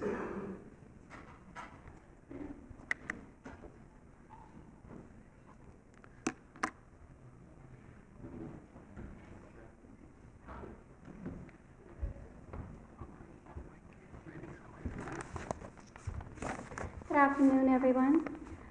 Ron Severett and I both started our teaching career at Chief Gabriel Cody Education Complex in 1989 when the Cody Band leadership decided to have their own school. So apparently at that time, a teacher in CAMSAC expressed his views that were deemed racist and offended the Cody Band leaders at that time. So the leaders then pulled out the students from CAMSAC and started a temporary school in Badgerville. I am thankful that I have the opportunity to work many years with Ron. Ronnie's first classroom was above the gym in Badgerville, teaching grade 5. The following year, he was the grade 7 teacher in the old Arts and Crafts building. The other grades were in the arena, separated by wooden partitions. The year after that, the band leaders put a bunch of old houses together to form a U-shaped building where he was the art teacher, a float, and did 1 year at the nursery as a nursery teacher in Badgerville. The new school opened in 1999, where he started as a guidance counselor. He then became the grade 7 homeroom teacher to a class of 16 students. Ron was also assigned the position of a SOTO teacher for a few years. Next, he moved to high school to teach Native Studies, Physical Education, and Practical Applied Arts. Ron has enjoyed working as a teacher, and many students still say hello and talk to him, even though he's many years older. He has made many friends with co-workers throughout the years. Ron says he has done 25 years of service that society says we should do. So now he wants to step back and let someone younger take over, especially in these ever-changing years of technology and First Nations society. Ron committed a lot of his time to the community and school events. In the community, he coached hockey for 11 years. He coached volleyball, track and field, and hockey for summer games and winter games for the Yorkton and Tribal Council. Ron announced and did scorekeeping at the Cody Arena for many years for minor hockey teams and tournaments. He also coached hockey for SFIN hockey tournaments. Ron organized talent shows for the community throughout the years, and he also coached softball. In the school, Ron taught music for 1 semester. He coached volleyball and track and field. Ron also has a love for horticulture, so he pursued a school garden project with the Canadian Heart and Stroke Foundation. Ron was also ambitious and set up a fitness center through grants from YTC, the Diabetes Program, and CDC York and Painted Hand Casino. Ron got the students involved in cross-country skiing on the long trail ski trails at Duck Mountain Provincial Park. Ron's hobbies include music, fitness and health, cars, antique cars, and car shows.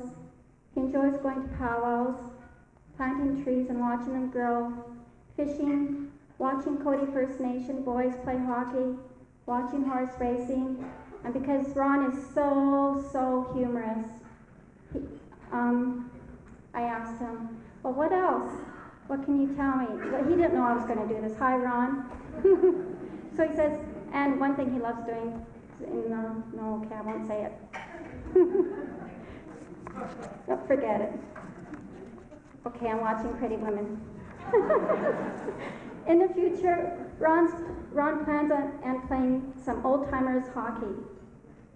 We at Chief Gabriel Cody School appreciate you very much, Ron. You brought a smile many times to many faces. And here's a quote for you, Ron.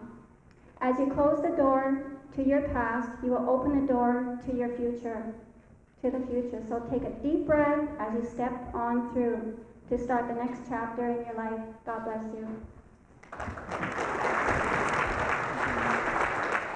Thank you, Kathy. Some very touching words. So at this time, I'd like to call up Ronnie Severin to share a few words. It's done.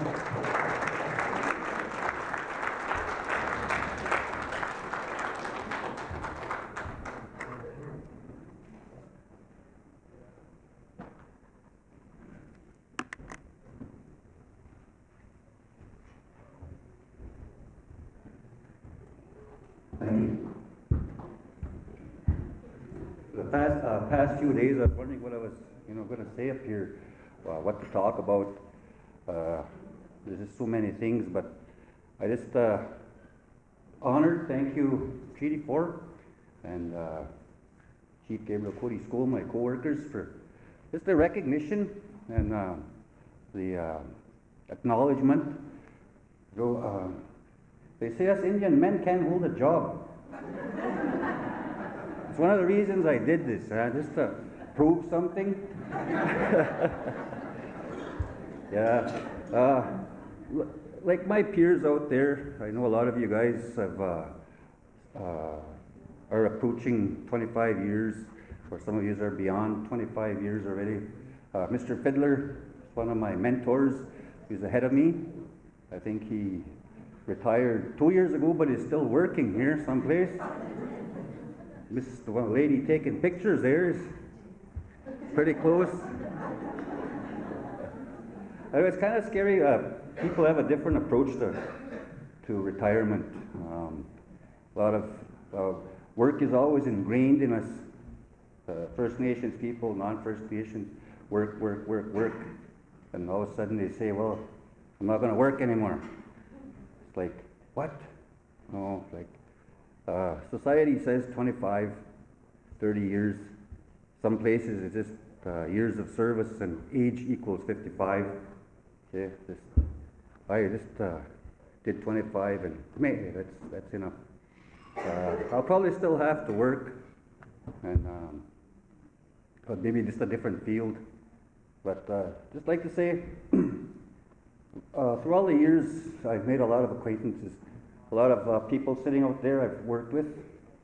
And some of the students that I've taught are now teachers.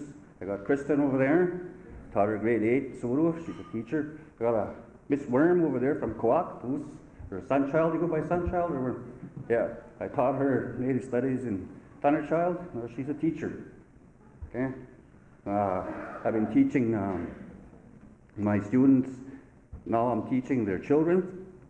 So I think that's kind of a teacher's career. That's when you can tell you're plateauing. You know?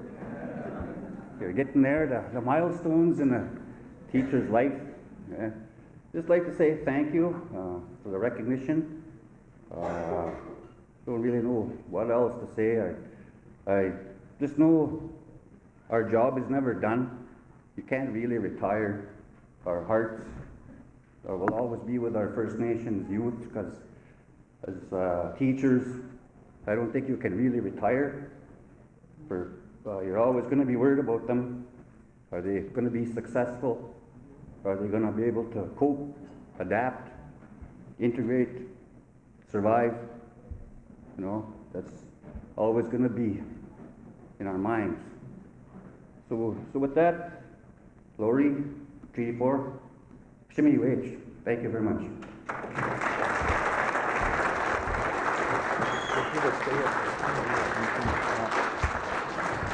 Thank you, Ronnie. Can a round of applause for this man, please?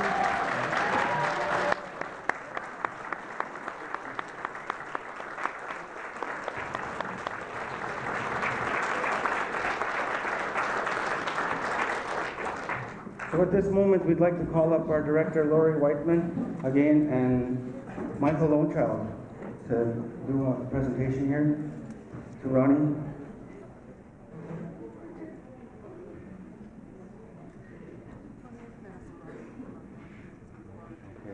And if Robert can make his way up here too, please. Thank you, Robert Severay.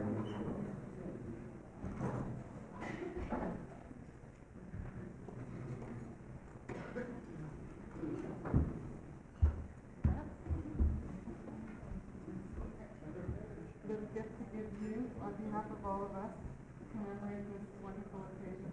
This is only the second year that we've been celebrating retirements of teachers, and this is a really special part of our program now to have all of you here to wish our colleagues well in the next part of his journey, and to offer you a little gift.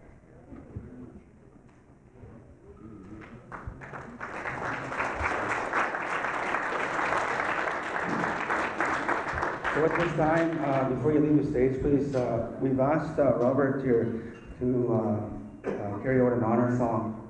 That's how we are as First Nations people, honoring this great man here. So we'll get Robert here to take over. Thank you. We would ask respectfully if you'd want to save your handshakes till after, please.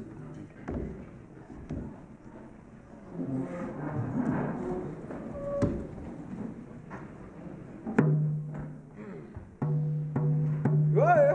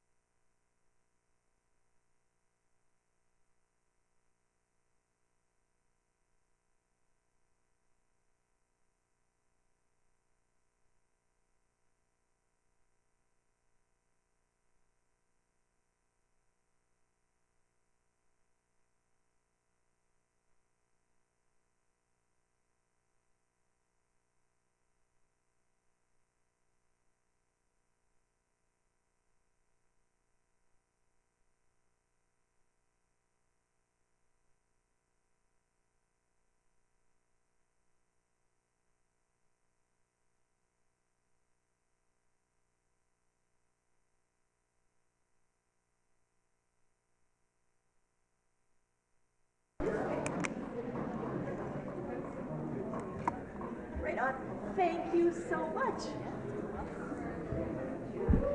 All right, and the next draw is for a projector and a smart board. And the projector is courtesy of Office Solutions, Orion Software, and REM Technology.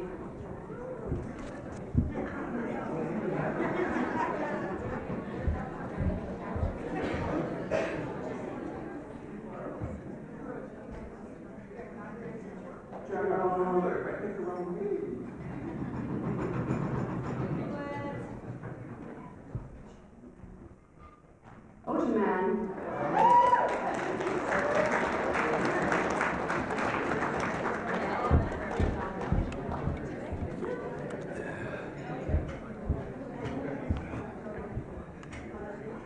Done.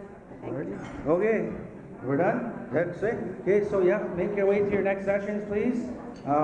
Again, we encourage you will not be reconvening back here again, so we wish you safe travels back to your own fires. Thank you.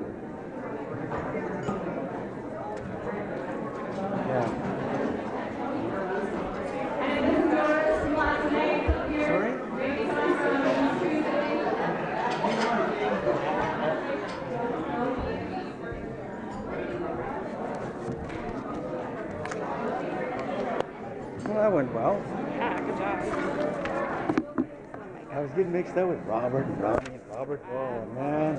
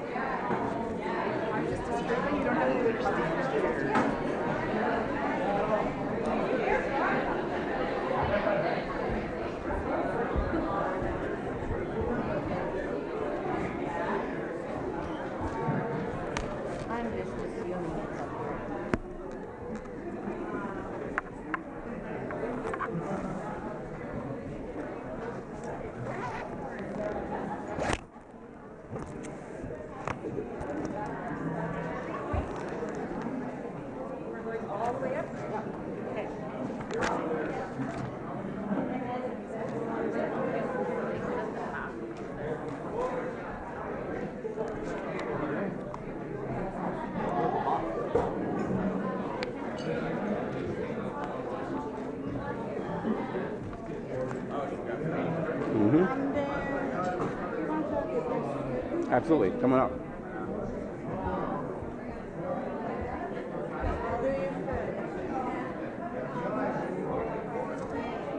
Thank you. You too.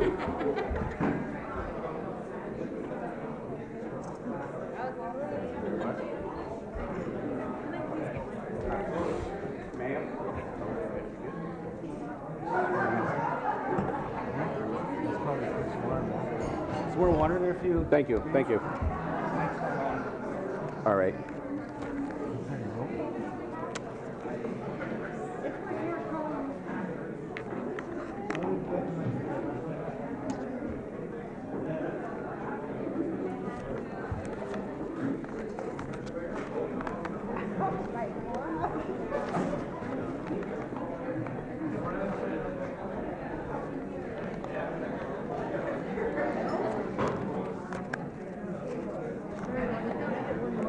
Absolutely. Was that right?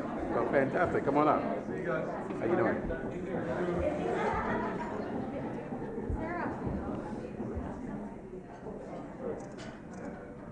Thank you. You're welcome.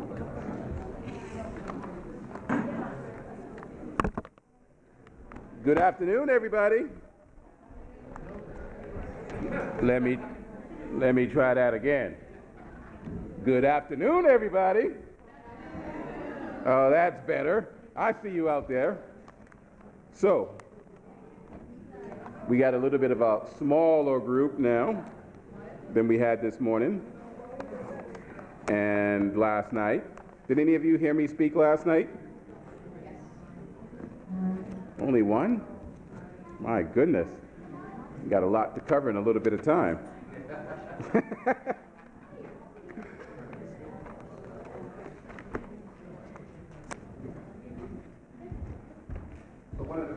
things that I'm going to do is maybe get you guys to come up a little bit closer, if you wouldn't mind, those who are on the back part down there. Can you come up a little bit closer here, please? I appreciate that, so you're not so spread out there. So I can see your lovely faces. And I'm going to hand out some cards. I'd ask that you take one and then pass them around. And if you're already left, just give them to me at the end, please. And we're going to use them. We're going to play cards today. Just take one and pass them along, please.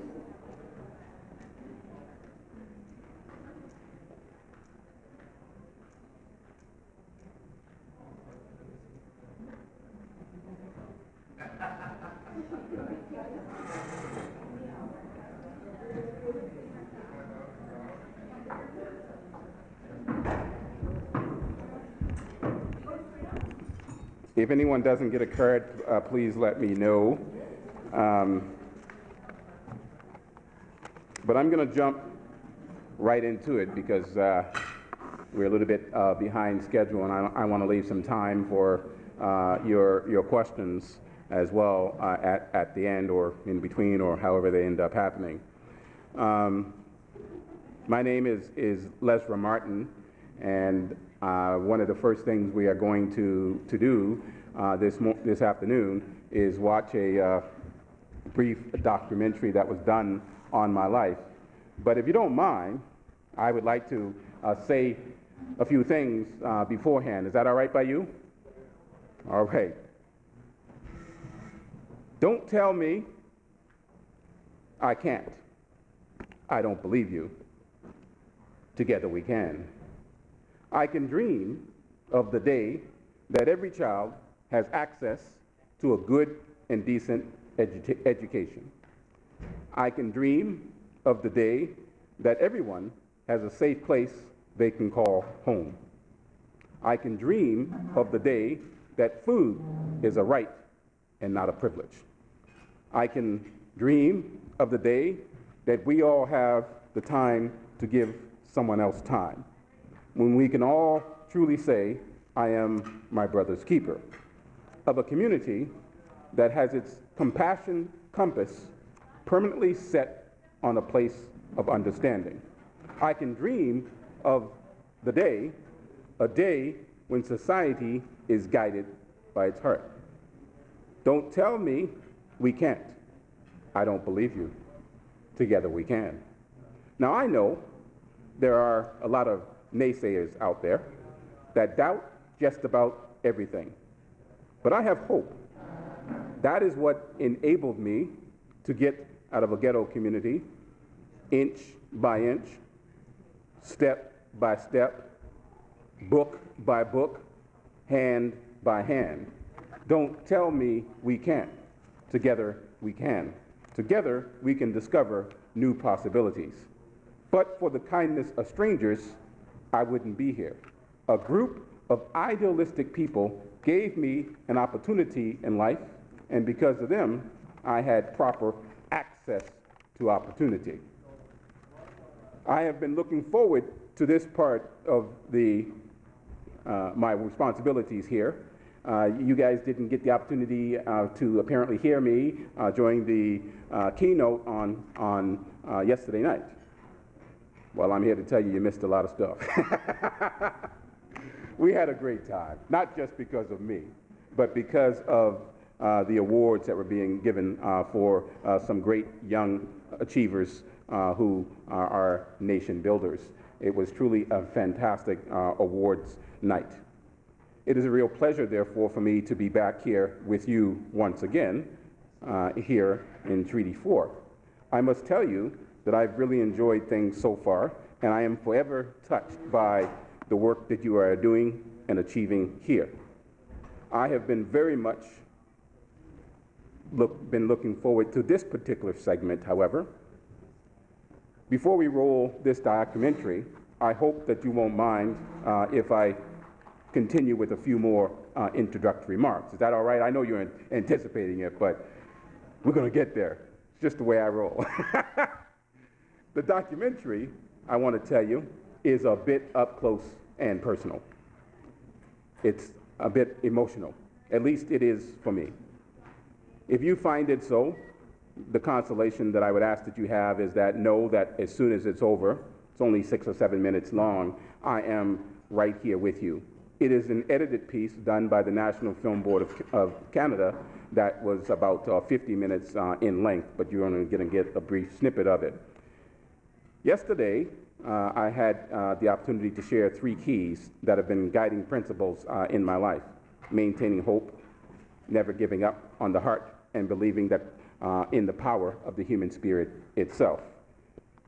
Since you didn't get a chance to hear those, trust me, I'm going to go over some of them again today, but I'm just going to mix it up a little bit for you, but you won't be left out. I want to share with you one further key now that has also been instrumental in my life, that I believe that you have embraced very well here in Treaty 4, and that is the importance of access to opportunity. Years ago, long before this movie stuff, the Hurricane movie, back to the day when Reuben's conviction was first overturned in his case, I was excited about that. And I came running up to Reuben in disbelief, and I said to him, "Hot dog, man, we did it, we did it. Can you believe it? We did it." But there is one thing, I said to him, that I simply need to know. Why did you believe in us? Why did you allow us, complete strangers, into your life? Les, that's what he often called me, Les, sit down here, he said. I have always believed that small doors can sometimes open into very large rooms. I had hope. You and all your friends, I recognized, made me maintain hope. You provided me with the opportunity out of my prison cell, which I knew was predicated upon the heart of others. You were my lifeline. You provided access to an opportunity. I have never forgotten those words, for indeed, heart and a belief in the human spirit helped pull me through when the going got rough, when my back was against the wall and I wasn't sure what it took to turn things around. Hope, heart, and human spirit had special relevance. But above all else, it all happened because people provided me, strangers provided me, with access to an opportunity. You see, to me, it's going to go off at some point, I'm confident of that. To me, you are the access to an opportunity that many others, like many others provided to me, strangers provided to me. You are, in the same way, access to opportunity to many others who rely on you. I want to take the time to commend you now for the efforts that you continue to make. Don't ever let anyone tell you that the work that you do is not critical, is not vital. You help put people in the picture. You help put people back into the game of life. And I like the spirit in which it is being done here. I am truly amazed at the work that you are doing to make the greater society a better place, a more just place. I think that I have always had secretly a love affair with literacy providers all my life. With increasing challenges and hurdles, with an ever-broadening need in a wider range of areas where your services are required, steadfastly, you continue to stay focused and committed. I appreciate that. Now, know, however, that I am not here to stroke your egos. If there is one thing you will learn about me over the course of this little bit of time, I don't do that very well. I don't, because I think that we all have a responsibility to build the country that we want. But I'm simply here to tell you that I like how you are doing it today, coming together to share ideas and to devote a little bit of time to wellness, coming together to realize that we can make an impact both individually and collectively. I am here simply as a reminder to you that you can never quit, that you can never give up on your endeavors to provide proper access to opportunity. We all share this planet together. We are all part of a bigger picture. Together, we can make that picture better. So without further ado, I want to roll this documentary, and right after that, I'll be back. Hopefully, it works.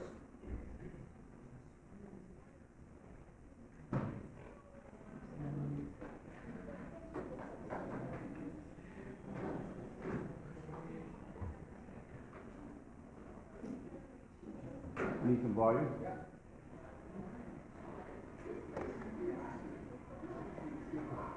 More, please.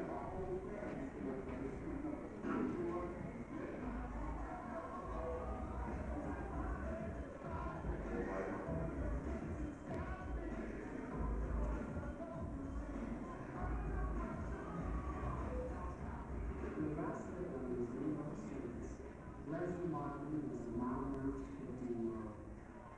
He lived and probably knew.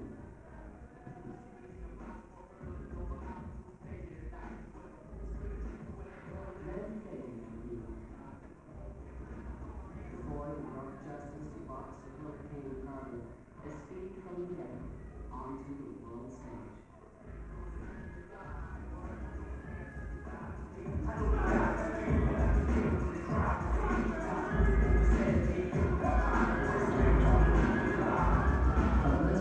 Salvation came at a price.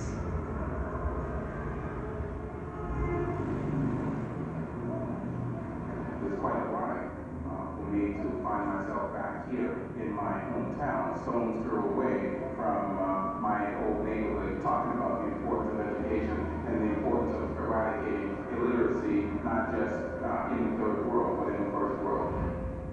His mother named him for Ezra, the prophet, and Lazarus, who rose from the dead. Maybe she had a premonition.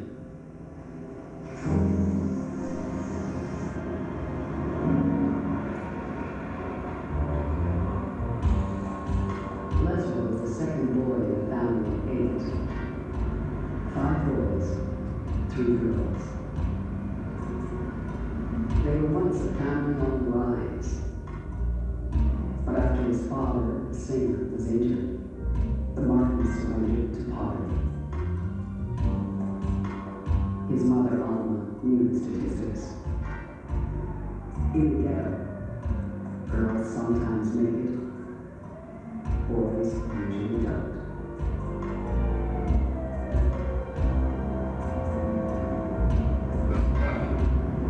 Alma's favorite saying was, "The Lord works in mysterious ways."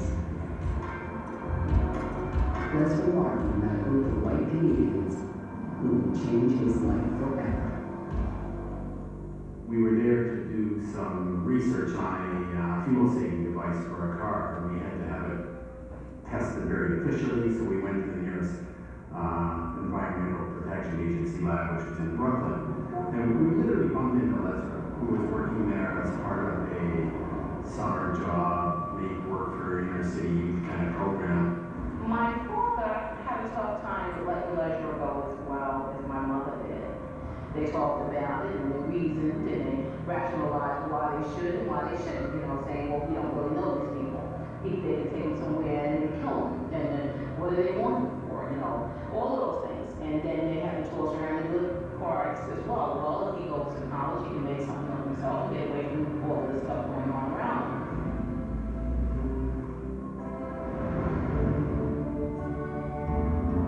Alma pinned her hopes on Leslie and gave him her blessing. He spent his last night worried about leaving his younger brothers to the streets. Then, the next morning, he was bound for a new life in a foreign land.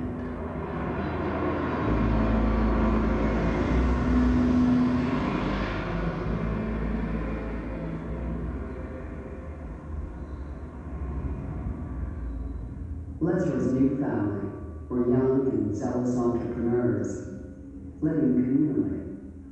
They began to simply surround me with books and surround me with reading material, never forcing me or saying you have to read this, but just surrounding me with it it so that I was becoming slowly less afraid of it. So they would take me to bookstores all the time, book sales and libraries and so forth. A book in a library discard bin found Lesra. It was the best 25-cent investment he'd ever made.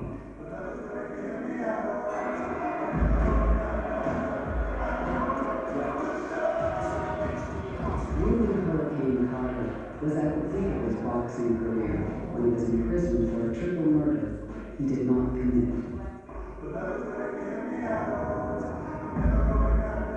This unlikely alliance between Lesra, Reuben, and the Canadians breathed new life into the fight for Reuben's freedom. Reuben Carter was exonerated 22 years after his arrest.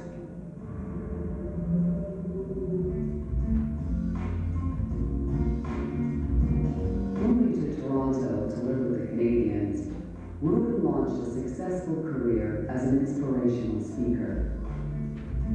The hurricane rebuilt his life. You can't be. Lesra soared as a scholar. The miracles had been rendered. Working as a crown prosecutor, Lesra had fulfilled his childhood dream of becoming a lawyer. But destiny wasn't finished with him yet. The Hurricane was a Hollywood blockbuster that shone the spotlight on Lesra once again. The demand for Lesra to tell his story was overwhelming. Oprah Winfrey and Larry King introduced him to the world. In New York, the United Nations called on him to address the General Assembly. Lesra couldn't say no. By sharing his story, Lesra shatters myths about race, equity, and ghetto life. But Lesra's success has taken a toll. He is still haunted by regrets for the family he left behind. A family crisis has Lesra back in New York. Elston was the brother just below me, and I came back for a visit after about 3 months, and Elston and I were walking down the street, and Elston just looked up at me and he said, Les, he told me, Les, why'd you leave? Why'd you have to leave? You put all the pressure and responsibility on me to take care of the family, and I'm not sure I can do it and not having such a good time. Elston was very, very quiet. He was a homebody, and he was just basically going to pick up my niece from some sort of conversation that she had with someone else. He got out of the car, and the person that she had had a conversation with began to shoot him.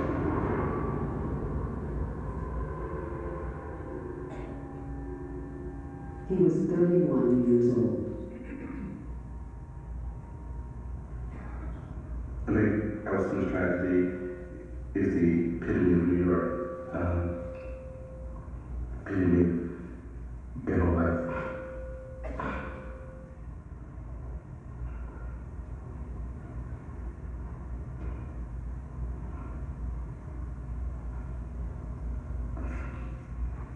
He was a decent kid, you know. At the time in which he died, he was helping someone, you know, and that was him through and through. I guess if there's anything I feel guilty about, it's probably that I was chosen, and not him, to have an opportunity to lead a better life, to be given proper access to opportunity, to be given a chance in life. I've often wondered why it was me and not him.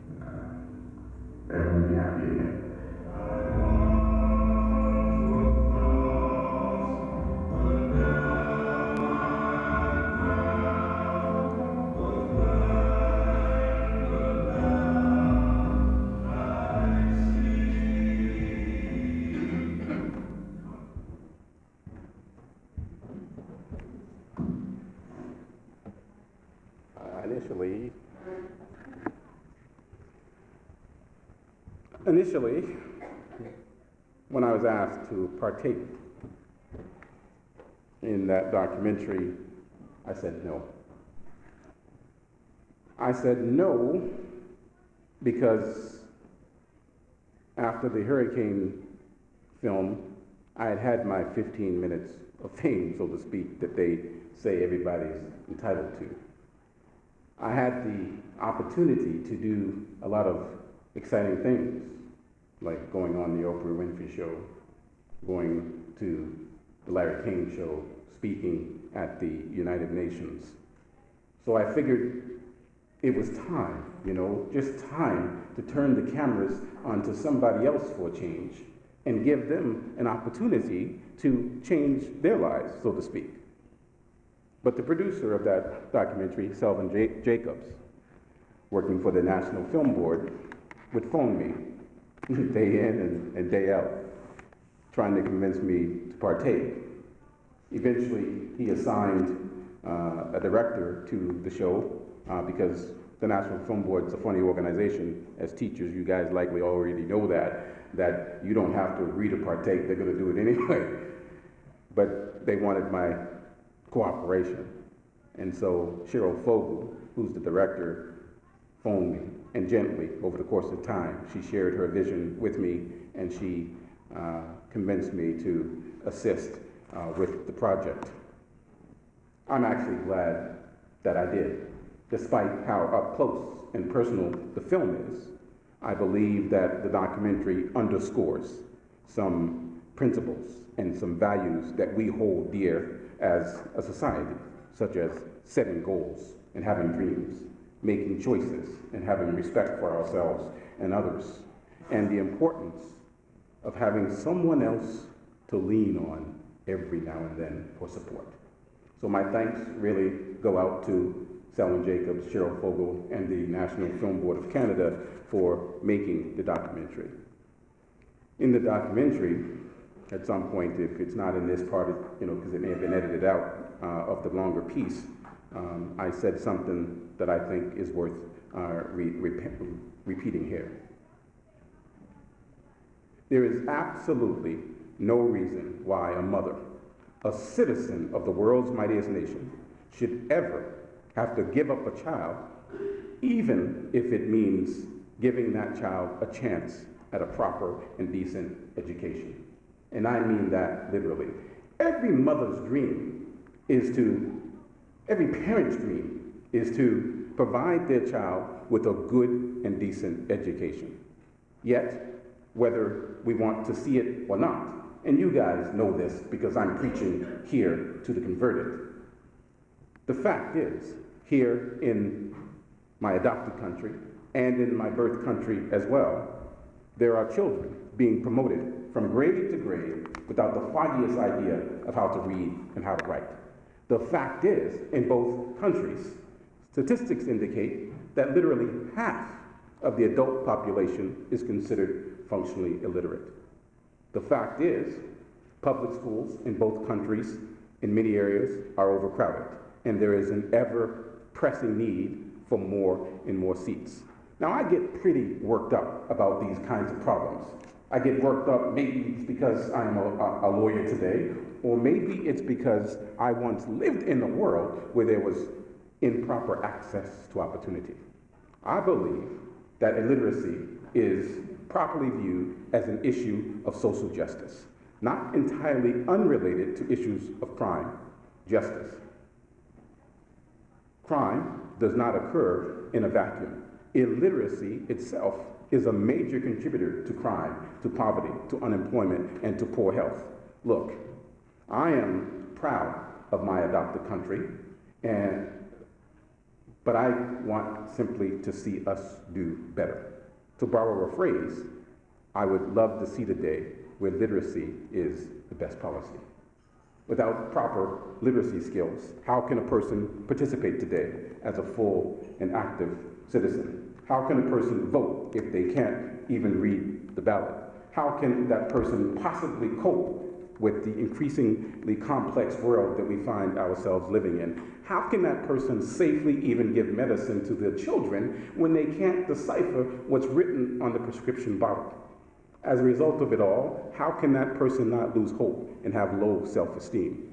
If there is one thing that I have learned from my journey thus far in my experiences in life, you can never give up on a person. You can never give up on heart. When it comes to the heart, you simply never know. Yesterday, I said that with our God-given talents, there is no greater force than the power of the heart and the human spirit. But opportunity, to me, is what unleashes those forces. So you must continue steadfast with your efforts to provide access to opportunity in a society where those who need your assistance are most at need. I tell you, I just had to get all of that off my chest. I'm ready for you now. Thank you for giving me that time. Bear with me for a moment while I take you back a little bit further. Back a long time ago, well, maybe not that long, I was 12.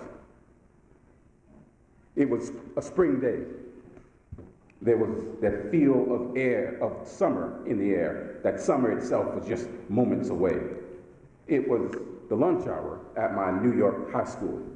As I stepped out into the schoolyard, just as I could feel the anticipation of summer in the air, I could also sense that there was trouble in the air as well. The gang members in my neighborhood had taken over the schoolyard. Get in their way, and believe me, trouble itself would come down on you before you know it. So I did what all of the other kids in my neighborhood would do when the gang members were in the schoolyard. I darted across the street to play tag on the top of a rooftop of an abandoned building. The gang members never went up there, so it was safe. Hey, I said, can I play too? As I burst up onto the roof, sure, said the young fellow who was it, but you're it now. And off he tore, lickety-split, and off I tore after the slowest one in the pack. As I'm reaching out to tag him, glee in my heart, you know what he did? He jumped from one building to the next. And I didn't have time to stop and brace and jump because I was simply going too fast. And before I knew it, I was falling from this 5-story building to the ground. I blacked out. That decision to play on the rooftop that day would land me in intensive care near death with internal ruptured organs, numerous broken bones, permanent damage to my spine. The hospital staff, strangers of course to me, worked frantically to save me. But I remember thinking, I just want them to stop. What did I have to live for? I recall thinking. At that time, to me, life simply wasn't worth living. There was so much violence around me in the community. My dad had lost his job at the factory where he once worked. We didn't have 2 nickels to rub together, they say, and food itself was a luxury.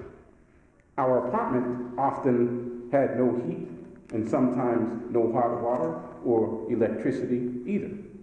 The kids in my neighborhood went to school less for an education and more for a warm meal that was provided to them at the lunch hour.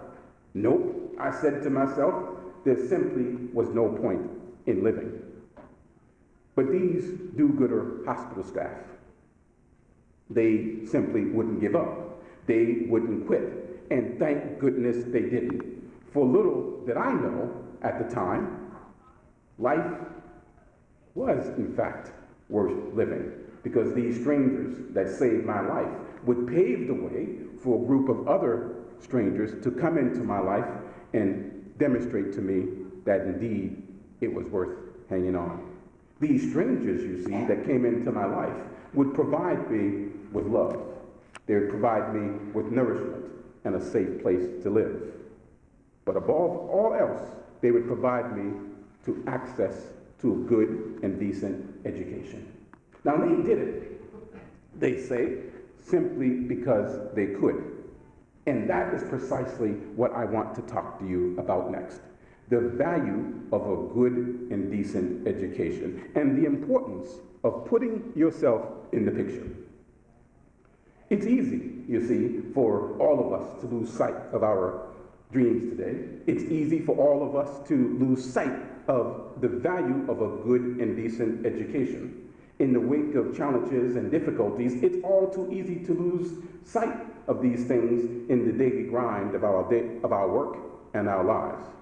Add to that what seems to be apparent everywhere, a desire for instant gratification. We want answers, and we want them now. And as a result, it becomes more and more difficult for people today to see what others, generations before, valued, working hard to ensure that their kids had and their children had better education than they did. Today, everyone seems to be focused on obtaining more and more things, not realizing that the value of things will always be secondary to obtaining a good and decent education. Often, I wonder if we need to kind of reconstruct today the view that we have of the importance of education. I wonder if in place of saying, go to school to get a good education, we should start saying, go to school to earn your key to your freedom, your key to being able to read and write, your key to knowledge of world events, your key to making your community the best it can be, your key to living the type of life that you want to live, your key to happiness, and yes, your key to all of the things that you want in life, your key to your car, your key to your house, your key to your own office door. Yes, that magic key will open and unlock absolutely every door. Now, I know as educators, you know this firsthand. That is why I'm thrilled to be your keynote speaker today and your speaker at the workshops that I've participated in thus far. I know that you are committed to making that difference. To me, the purpose of life is to lead a life of purpose. In my book, The Power of a Promise, which some people won today, that book is rooted, you see, in a dream that despite the odds, you can still win. In a dream that you can take an illiterate, ill-prepared, malnourished kid from a ghetto, educate him, and set him free to achieve his dreams. In The Power of a Promise, I share 6 themes and 12 promises that have been instrumental in my life. I want to share just 3 of those themes with you now: hope, heart, and human spirit. These are the keys to an even brighter future. The possession or lack of possession of these 3 characteristics will either break you or make you, my mother would often tell me, to embrace the future, to own the future, to be the best you that you can be. It's important sometimes simply to stop, reflect, pay homage where homage is due, and don't discount the power of will and determination along the way. The significance of the mark that we leave now and tomorrow all comes back to attitude, to how we perceive things today. It all comes back to an ability to maintain hope, to having heart, and to believing in the power of the human spirit itself. And when you put yourself in the picture, magical, wonderful things can begin to happen. It is my hope here this afternoon that from my journey, you will take simply this. With the right attitude, with belief, then small doors in both our personal and professional lives can sometimes open up into very large rooms. My role here today is simply to serve as a reminder to you that in each of us there is a story, that in each of us there is the power of one. If you maintain hope, if you have heart, if you believe in the power of the human spirit itself, then you will make it through, no matter what the obstacles. If anything, my journey certainly exemplifies that. And it all happened because strangers came into my life, provided me with access to opportunity, and I adopted the right attitude. My life, as difficult as it has also been filled with inspirational people, good people who, in the wake of difficulty themselves, showed me the way to go all the way in life. And to remember to always reach back and lend a hand when and where you can. When I was a little boy myself, I was asked a question. I was asked if I were provided with the means, with the access to a good education, could I do it? Could I go all the way? Naively, I gotta tell you, I piped up right away and I said, well, yes, I can. But the truth of the matter is, the first time I tried, I couldn't do it. Nor could I do it the second time, or even the third time for that matter. But you know what? One day, I did it. And the next day, I did it again. In the course of my struggles, I have learned that you don't have to be perfect in life, but you do have to get a few things right. Oh, yes, you do. You have to try. You have to do your best, and you have to be willing to try again. But I got to tell you, there was a time in my life in which I didn't have the right attitude. There was a time in my life in which I couldn't take advantage of the opportunities that had been placed before me. It was the time that I was faced with the most difficult struggle of my life. I want to share that with you this afternoon. I see you right in there, and I'm trying to keep my pace so you can keep up. It was the day that Sam and Terry, two of the people from Toronto, took me to a board of education office in Toronto. They took me there to have my reading level tested. After this man finished testing my reading, he called Sam and Terry over to one corner of the room, and he said to them, "What grade did you say he was in?" Sam piped up right away, and he said, "Well, he just graduated from grade 10 in New York, and next year he is supposed to go on to grade 11. Now we know, Sam said, that here in Toronto he's going to be put back maybe a grade or two, but with our help, Sam said, with our tutelage, he is going to catch up pretty quickly." Well, the man said at that point, moving a little closer to Sam and to Terry, and to lowering his voice to a level that he thought I couldn't hear, "Something," he said, "is dreadfully wrong here. I have tested this boy's reading 3 times now, and I'd be hard-pressed to believe that he could read even at a grade 2 level." For a moment, there was absolute silence in the room.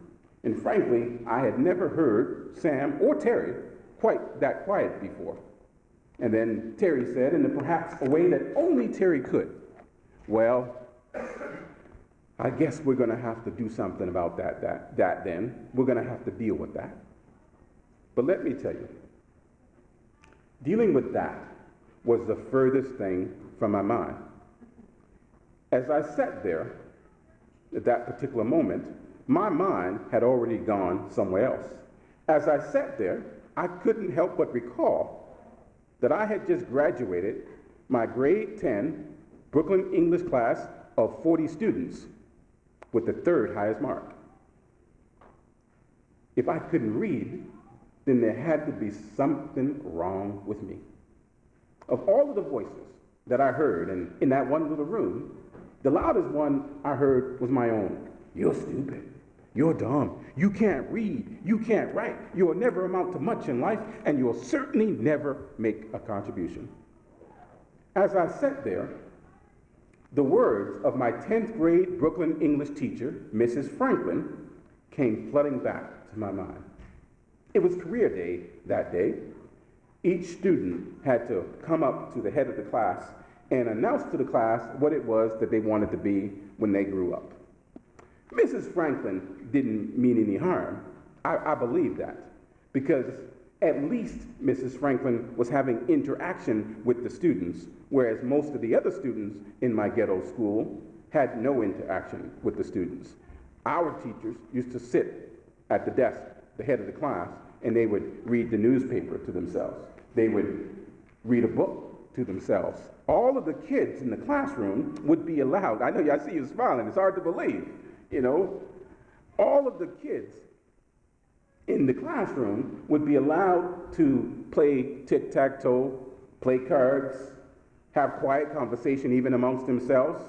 As long as you didn't create a disturbance or get into trouble or a fight, then at the end of the day, you would get a star beside your name for that period.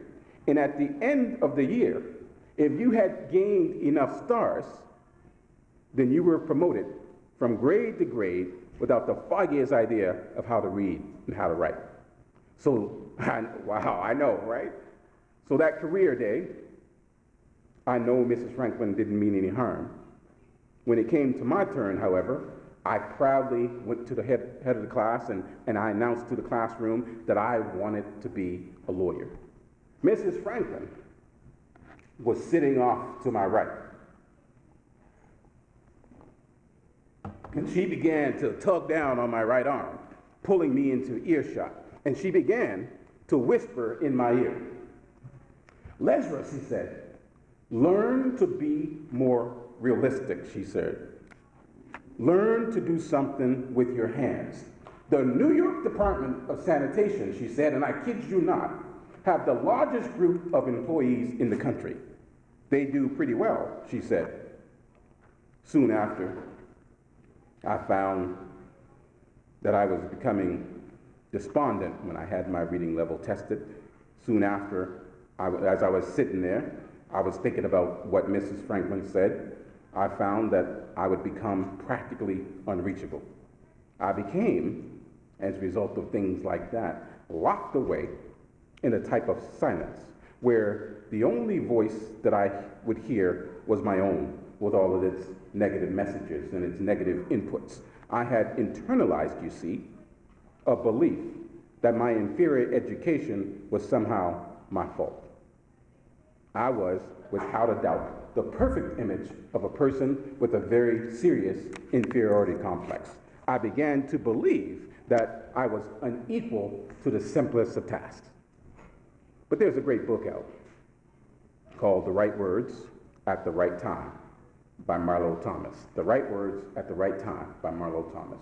If you haven't read it, I suggest that you pick it up. It is a short compilation of stories that's about some of the most famous and influential people in the world today and how positive words said to them, quite often by teaching figures in their lives, that they attribute all of these positive words to their great success today.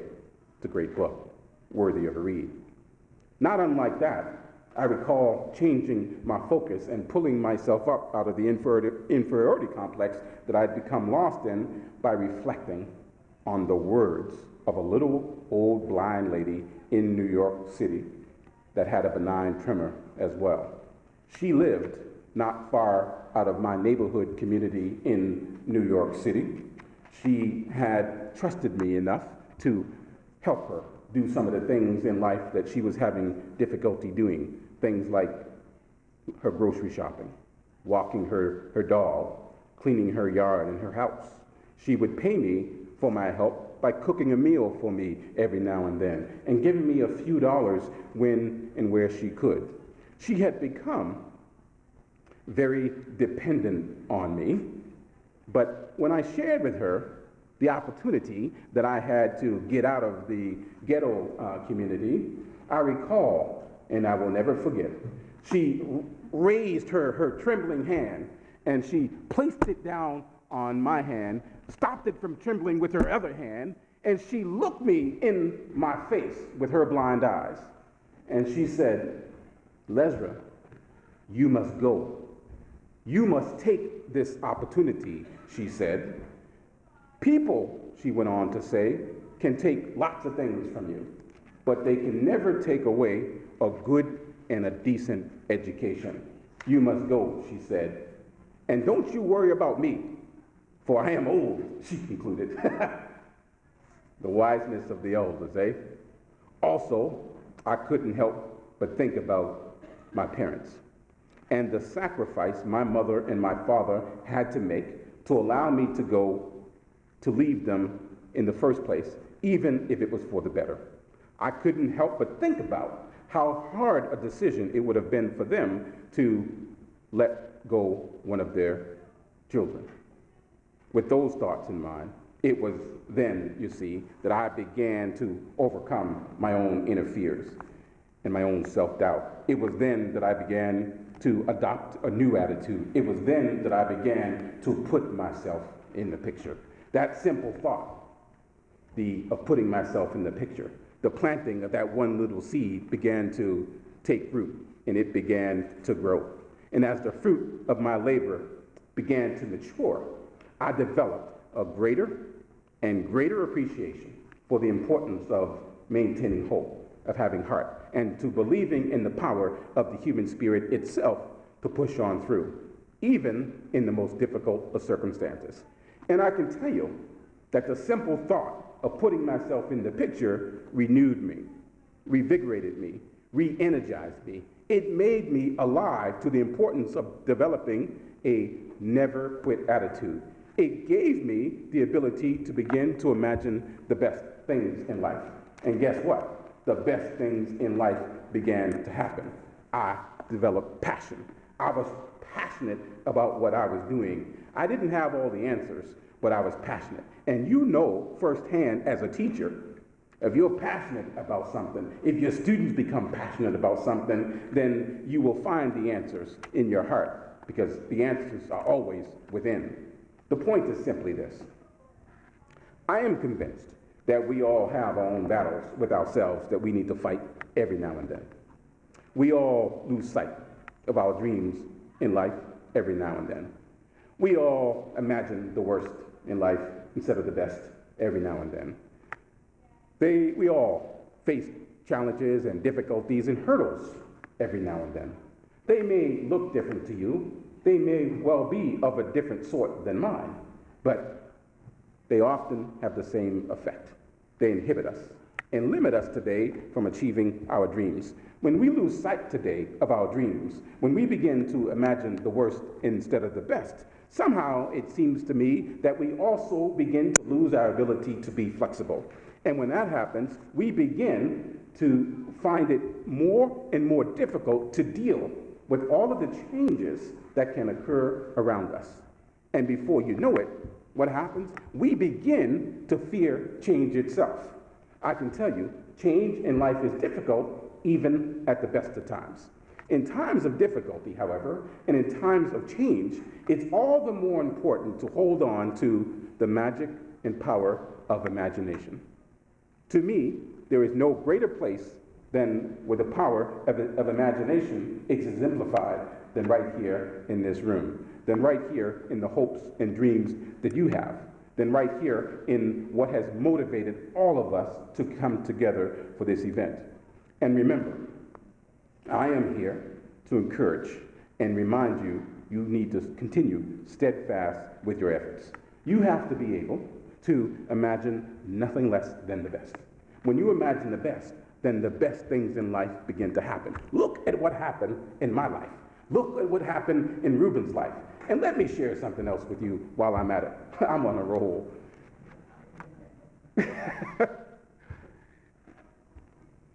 The only thing that ever beats failure is trying.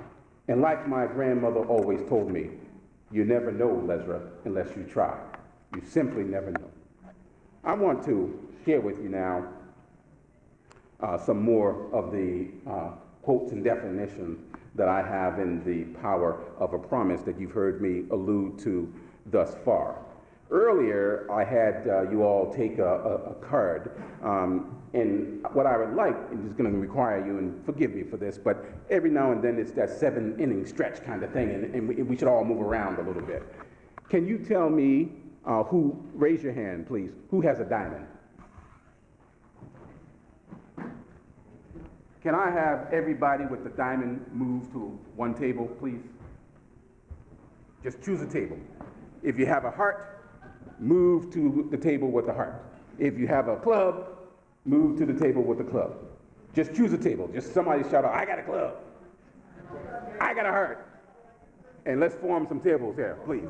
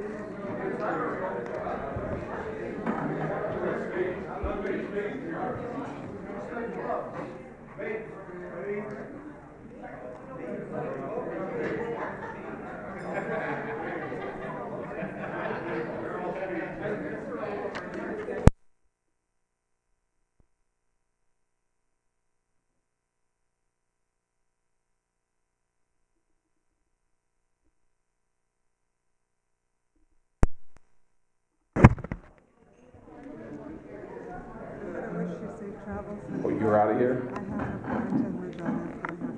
Thank you very much. You are awesome. Thank you. I really appreciate the invite. And It's been a pleasure to meet you. I'm going to give you my card. Okay. And we'll keep in touch.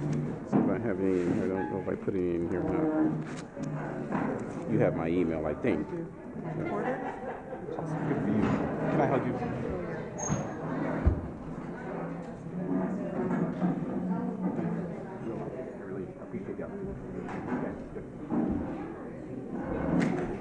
So the plan is, now that you've all found the table, I would like you to have a piece of paper and a pen, one of you, and have a little quiet conversation amongst you.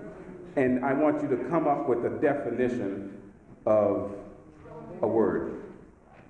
So who's the diamonds? Show me the diamonds. The diamonds? You are going to be hope. Hope. Hope. The word hope. Clubs, you're going to be the word determination. Spades, discipline. And who am I missing? Hearts, dreams. How cool is that? Hearts or dreams. However, look, I'm not going to be totally that unfair to you. I am going to share with you, to assist you in your definition, I am going to share with you two definitions. I talked a lot about these two things. I talked a lot about three things, really: hope, heart, and human spirit. But I'm only going to share two of them with you, and then the rest of you will give me the other definitions. But here is my definition of human spirit. The spirit, it is the spirit that resides deep within each of us. It is a stranger to both fear and failure. Spirit provides us with the ability to get back up and keep fighting, no matter how many times we have been knocked down or counted out. Human spirit knows but one thing: how to try. If you ever watched a young child attempt to tie a shoelace or zipper a coat, then you know this to be true. The human spirit drives us to keep trying again and again until we achieve our goal. Thankfully, we don't lose this ability when we grow up. Tap into the power of human spirit within you. That's human spirit. Heart.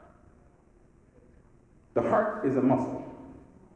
The more we use it, the stronger it grows. Let your heart be your guide. Although the answers we seek to help us face the challenges and overcome the obstacles we encounter along our journey may not be obvious, the solution is always within. In times of uncertainty and doubt, don't give up on your goal. The heart has reasons that reason cannot comprehend. Let your heart be your guide. So you guys are left with the other four definitions, and I assure you, you don't want to Google it. because you will be steered off in the wrong course altogether. So I'm going to give you 4 or 5 minutes to have a conversation amongst yourselves, and then we're going to talk about your definition. Thanks.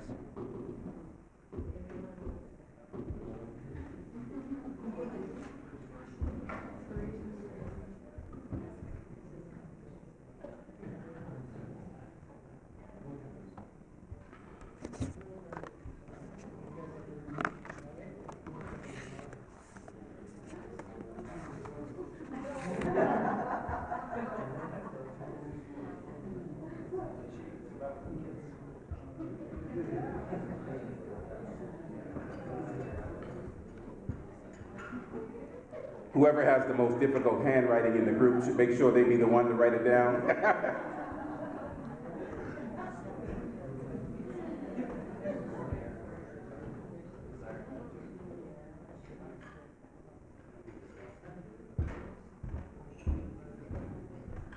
One more interruption. Don't mind if they come by to clean up the tables beside you. It's just that that's something they need to get done, but don't let it interrupt you too much.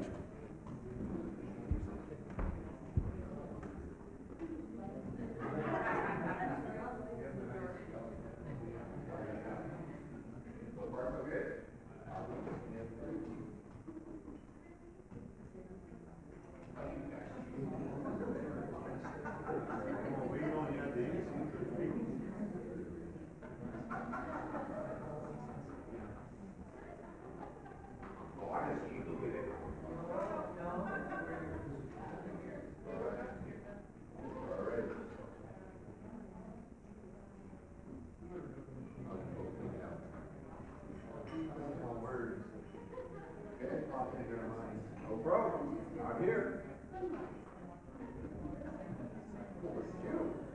Oh, good.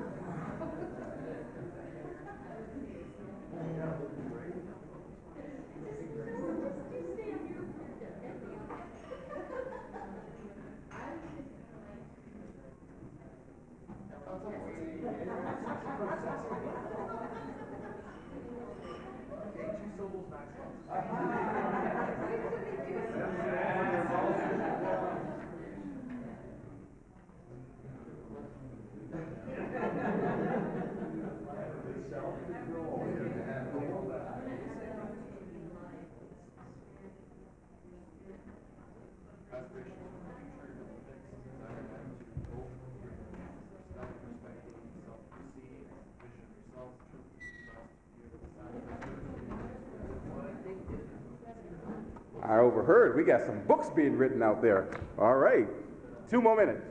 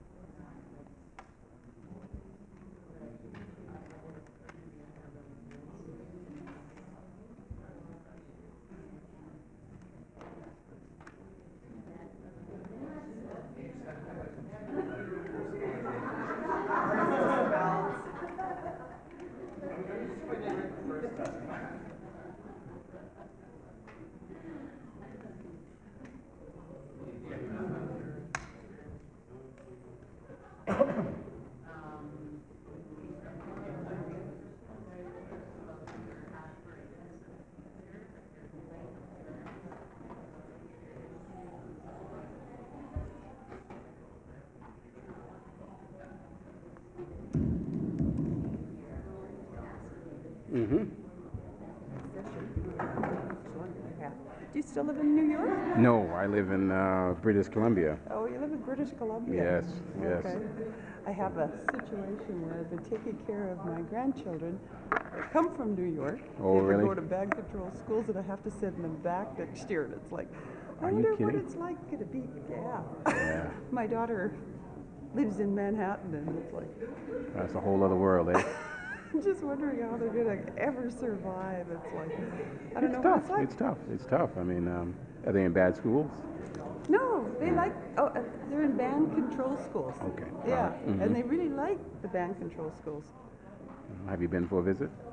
To New York? Yes. Yes. It's like, that's why I took him in the first place. Oh, fair enough.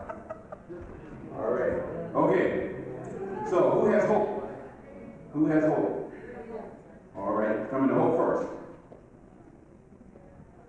Who's going to be the brave one to share with me the definition here? Give me mine. That's right. All right. So let's hear your definition. Okay, what we came up with is a personal desire for ourselves and others to achieve the best they can be. It is a light in the darkness. It's being alive, your inner spirit that doesn't allow you to give up. Wow. Now, you know, that's going to be pretty. I'm going to sign that one. That was one. I like that one.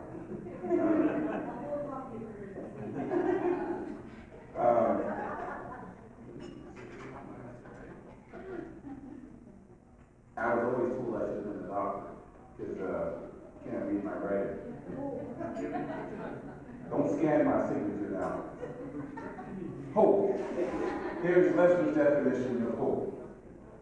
Very close, actually, some aspects that was touched on there. So let's see how close the others get. Hope. Without hope, there would be no achievements in the world, for nothing would ever be attempted. Every endeavor takes its life from a glimmer of hope. Hope enables us to believe that anything is possible.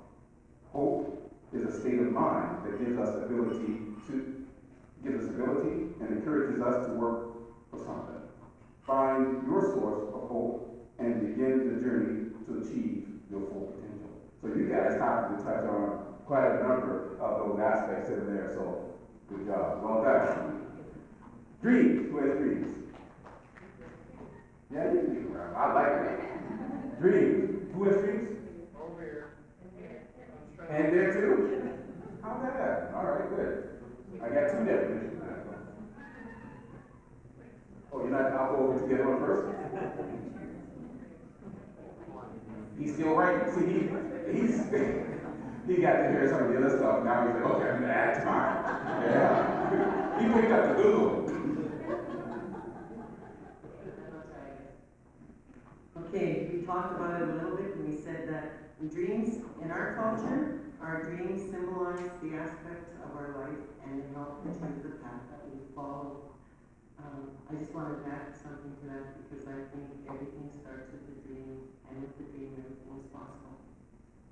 Dream, everything is possible. You know I like that. With the dream. You get to know me. This is not fair. They have an advantage. I found out. Dreams again. Okay. Dreams. It is a vision of yourself and reaching that dream, whether it is through perseverance and resiliency to achieve your aspirations for the future. Dreams most important to you come with no limits as long as you respect yourself enough to proceed. If you desire it, you can achieve it. If you desire it, you can achieve it. You see, I don't know what you guys are doing, but you add that little book. In the end, that just gets me. If you desire it, you can achieve it. You know I like that. Here is Leslie's definition of a dream. Can I just squeeze by you there for a second so I don't have to round the tables again? Dreams are the imaginings of what we can make happen in our lives. By dreaming, we generate hope for the future, and with hope comes possibilities. Dreams can be big and seem unrealistic at first glance, but they fill us with desire and inspiration, and that is their purpose. When we are too afraid to hope and dream, we deprive ourselves of the opportunity to make a better life. Allow yourself to dream. So you guys, both tables actually picked up on that little hook in the end that had that flavor to it. So well done. Much appreciated. Discipline. Who has that? Okay. Discipline it is.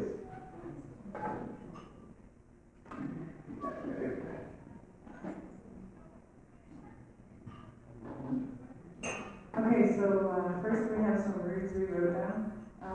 Self-control, focus, determination, perseverance. And then just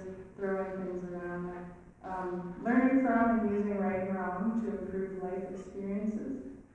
And then I added a personal drive to meet goals or expectations. I like both of them. Right. All right. Anybody else got discipline by chance too? Only one. All right. Here's the definition of discipline. Discipline is the ability we all possess to stay focused on our dreams and to remain determined in the pursuit of our goals, even in the face of temptation. In the world we live in, it's all too easy to find shortcuts to focus on indulging our immediate desires, to lay aside our principles and forget about our purpose. Discipline is the force that keeps us on the right path, the knife that slashes through our fears, and the voice that whispers to hold strong when we begin to bend under the weight of our goals. Pretty close on some of those aspects. Earlier this morning in one of the workshops, someone decided to Google some of the words.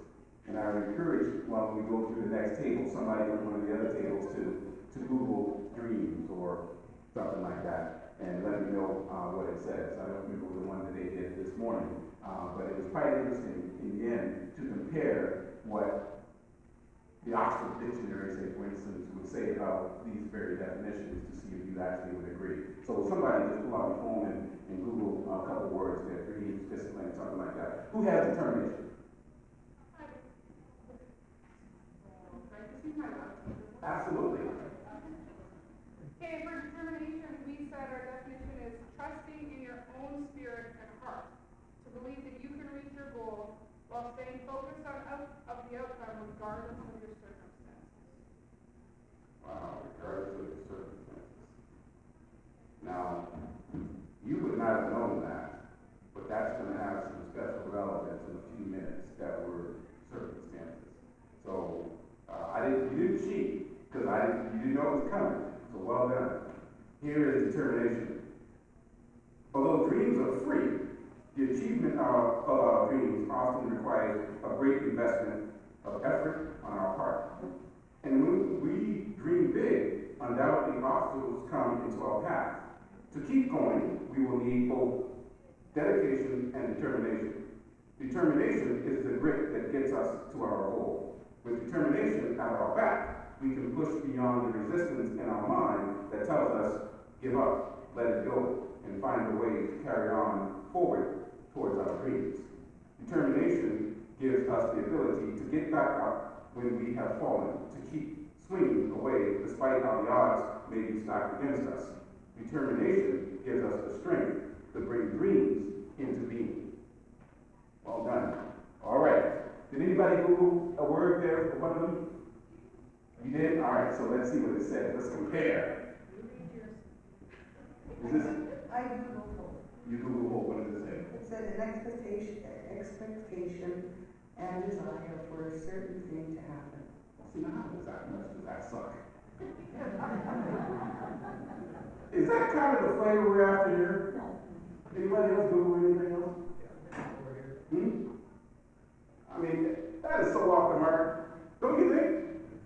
How are you going to teach that? Dream, all right. A succession of images, thoughts, or emotions passing through the mind during sleep. Wow, that's a challenge. Really? That's even more pathetic than the last one. Anybody else got one? Did anybody else choose anything different? Well, I like your definitions a lot better and mine. I want to share with you now just 2 additional quotes before I start concluding here and giving you some time for some questions. I want to share 2 quotes that I carry actually in my wallet.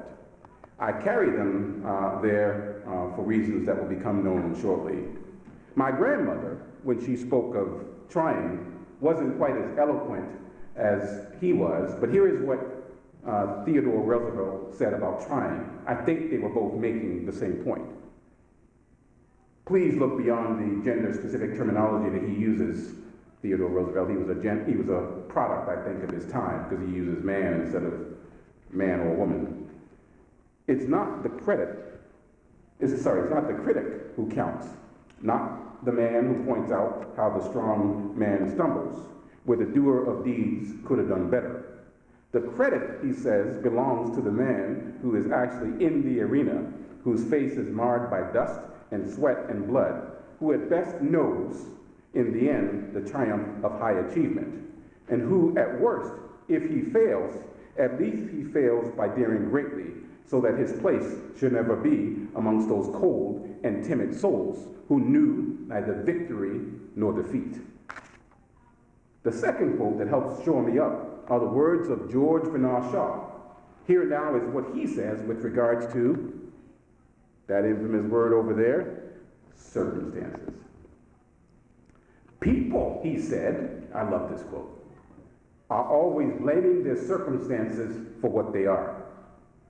I don't believe in circumstances, he says. The people who get on in this world are the people who get up and look for the circumstances they want. And if they can't find those circumstances, they make them. Oh, you know, I like that one. Now, I read you all of those quotes, mine and theirs and yours, for good reason. I find them inspirational, and I certainly hope that you do as well. I also think it's important to use our imagination when it comes to a lot of the words that we say to other people. It's important to use our imagination in education settings to sort of stretch the envelope a little bit so we can begin to touch people in different ways than the strict literal meaning of what a word may be. It's far more interesting and creative sometimes to make your own definition because that gives you a little bit more to work with. Look at the difference between what you had to say and what Googling those words had to say. So Google's not always the key. Google makes us all smart, right? I also shared those quotes with you to make a point. I believe that when you imagine the best, that belief transpires into a positive attitude that helps you dig down and find a little bit more heart. And hey, you simply never know. No matter what the challenge, maybe all it takes sometimes is a little bit more heart. And with the mind and the heart intact, you can develop and nurture an incredible strength to persevere when everybody else around you is telling you that your dreams are unrealistic. You simply never know when it comes to the heart. You can never give up on trying. I believe, you see, that the power of the human spirit itself is a great force.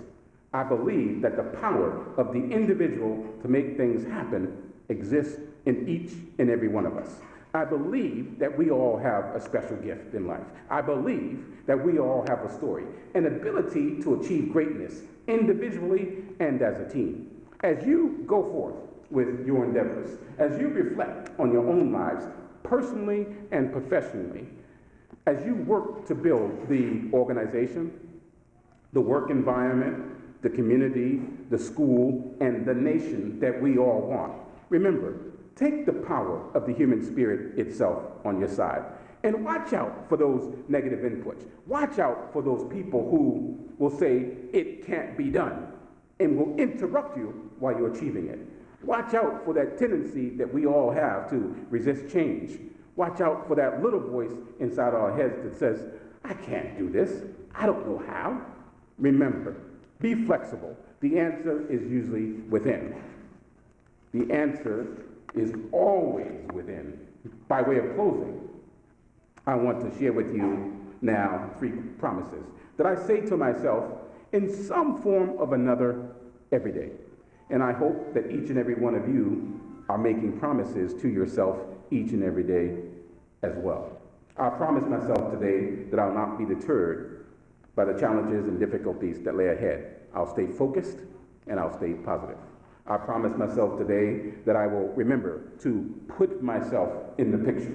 I'll keep hope. I'll believe in the heart, and I'll embrace the power of the human spirit itself.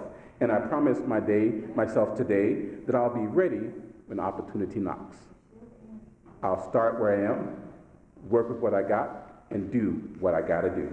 Start where I am, work with what I got, and do what I gotta do. From the bottom of my heart, thank you all for having me. Always remember that in each of us, there exists the power of one. Small doors in life can sometimes open up into very large rooms. Thank you all for having me. Very much appreciated. All right. So, who's going to be the brave one and ask me a question? Any questions about anything? Yes, sir. All right. I know on that documentary there, you talked about being part of that 13. Mm-hmm. How did you come about getting into that? Mm-hmm. I once seen there, you picked up the book. Yeah. And you were writing to him, and I don't know if I watched the movie on it, but it seemed to was a bit. If you didn't watch the movie, I'm not talking to you. No, I'm kidding. I'm kidding. You know, it's what's interesting about it is, you know, when I was 15 and couldn't read and couldn't write, and I discovered Reuben's book, and it was the first book that I literally struggled through on my own. The Torontonians that took me up to Toronto actually would read portions of the book to me at night, so that you know, I could understand sections that I couldn't get. And after reading that book, I actually wanted to write to Reuben for one particular reason, and that's what started the whole thing. I wanted him to know that his journey that he shared in the 16 Brown gave me new courage.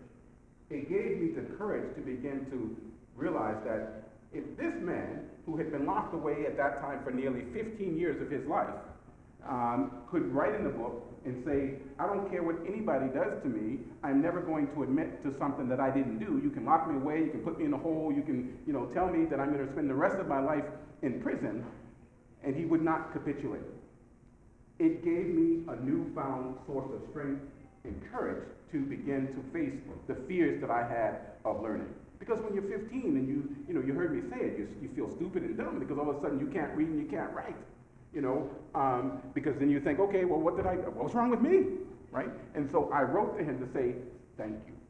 Simply, thank you for doing what it was that you did. You heard me, well, I actually didn't hear that because that was yesterday. We got to share an Oprah video piece with me and Oprah doing her thing on her show. And one of the things she asked me was, well, if you couldn't read or write, how can you read Reuben's book? What I couldn't tell Oprah was, Reuben's book, The 16th Brown, I don't recommend it, by the way, that you give that book to your students to read necessarily, because it's full of nothing but swear words and cuss words. I mean, literally. and I couldn't say to Oprah, you know, I could read it because, check out the language. I understood that language. Because then my phone would have blown up and the email would have blown up with all the teachers and mothers going, you told my kid to read that book, and blah, blah, blah. So I didn't know what to tell her.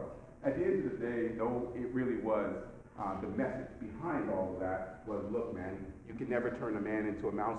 Bob Dylan said that in the Hurricane song, that he was just strong. He never capitulated at all, and that was the source of strength, essentially, that I needed.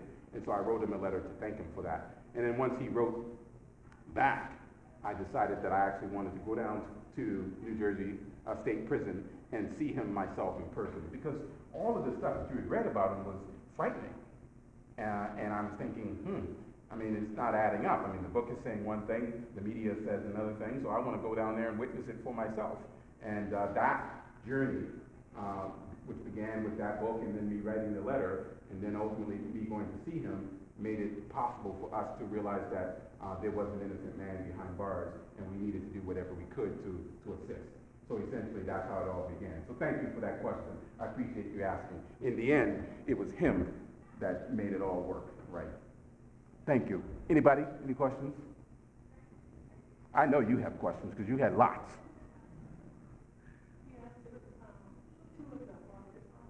And the third one? See, I get to know her a bit too, you know. She cornered me on the lunch line. Just about the question where when you were a young man, you're, finished grade 10, and the people from Toronto, were telling you a guy who was testing you that you had just graduated from grade 10. Mhm. You know, how did you keep yourself motivated knowing you were at that grade 2 level as a young man? Yeah, you know, I mean, I think the point you're making there is like, as a young man, you're already formulated in some of your ideas. And it's really hard to, you know, that old expression, teach an old dog new tricks kind of thing, you know. I mean, you're set in your ways, and so it's a lot harder to turn things around. And you're right to sort of focus on that period of time, because when I first came to Toronto, I mean, picture this. I mean, I was from a ghetto community in New York City. I mean, there's nothing but violence and poverty all around you, and this Torontonians took me in. They took me from that to literally the richest community in Toronto, Forest Hill. I don't know how many of you are familiar with Forest Hill, but right on the same street as Casa Loma is where they had their house. And their house backed onto this ravine, and the house itself was a bloody mansion beside, you know, Casa Loma. And so I'm thinking, oh my goodness. And so it was a real huge dramatic change. You cannot take a kid out of that kind of experience that they already had at a young man age, expect them magically to respond to all of the circumstances, the newfound circumstances. And so one of the things that I began to find was I was waking up literally every morning in Toronto with something negative in my head. I would wake up and think about all of the bad things. And as a result of that, I was finding it really, really difficult to respond to the circumstances and the opportunities that were before me. And so I did something. One day, I made myself a simple promise that I would literally flip the coin that morning and I'd think about something positive instead of something negative right after that first negative thought that I woke up with. So I replaced that negative thought with a positive one. And you know, I did that day in and day out. And not very many positive things you see it happen to me in New York. But Mrs. Costa, the woman that I told you about, the blind old lady, was one person that came to mind quite readily, because it hadn't been for her, the trust that she showed me, I could have robbed the woman blind, so to speak. But as a result of her, I began to realize that there was something better inside of me, because I could never take advantage of someone. And that I began, as I was thinking about her in the morning, replacing the negative things with something positive like her. Eventually, I was adding more and more stuff to the list, you know, of positive things that was happening right there in Toronto, just little experiences that I was having. And before you know it, you know what happened? I literally began to change my perspective.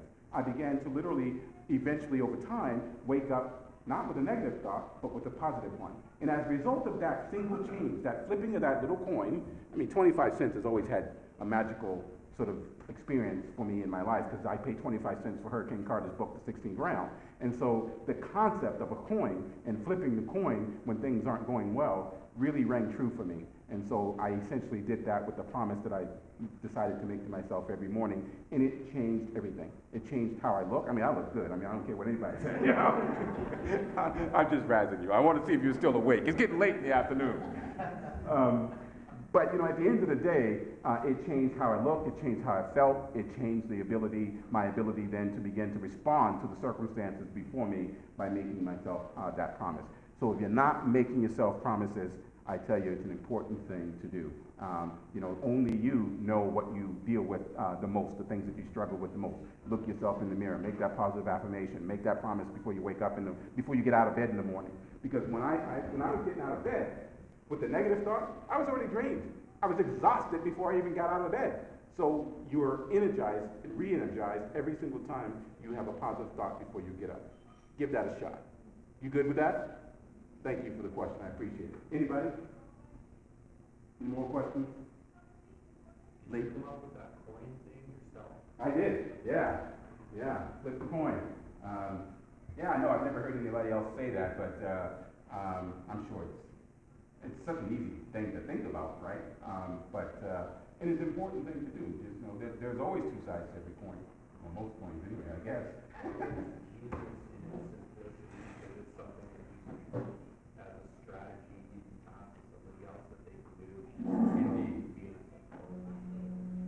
Fair enough. Thank you. I appreciate you saying that. Right. All right. Another question? Well, just the movie, how close is it to your the actual story. I watched it before. Yeah, you know, the Hurricane movie, at the time, you might recall that there was another movie that ended up winning the Golden Globe Oscar, or the Oscar, not the Golden Globe, and that was American Beauty. Remember American Beauty? That was a disgusting movie. I shouldn't have said that, but there's no loss to that. The problem that we had with the Hurricane was it was very accurate, and it almost was put into that category of history, you know, like and so we didn't have to we didn't take any dramatic license on anything, because some of the things that in fact happened to Reuben, we ended up having to take out of the story. And also at the time, the Hurricane movie was the longest movie of its time. It was 2 hours and 15 minutes, and most movies were between an hour and a half, an hour and 45 minutes. And so Norman Jewison, who's a Canadian, ended up directing that movie, and he was amazed at how much he did not have to sort of tell stories. You know, some things that happened to Reuben, that happened to Torontonians, like, you know, their car tire going flat when they were driving, and, you know, people sitting outside of their home, you know, bugging the house and things like that, never made it into the movie. Didn't make it into because we didn't have enough space and enough time. So there was lots and lots of dramatic things that went on. So great question. I appreciate you asking it. Last question, anybody? We all done? Awesome. You guys are fantastic. Thank you all for having me. I really appreciate it.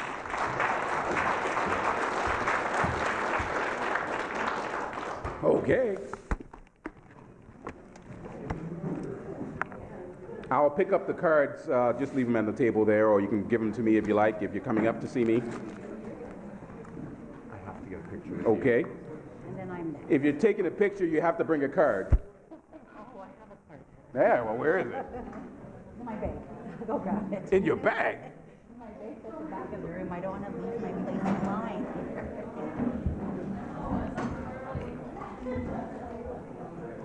Thank you. I got a wall of fame. This is like right up there. Is that right? Thank you. I appreciate it. Yeah, thanks. I love that movie. I was like, if I ever, like, I just can't believe that I'm meeting that kid. It's such a pleasure. Thank you for that. I'll take your cards if you have one, please.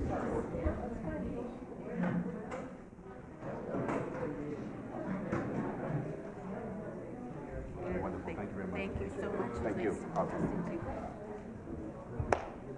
Oh, there we go. Thank you. Thank you very much. I really appreciate it. Awesome. Thanks. Thanks for coming. Thanks for having me. Oh, yeah? Congratulations.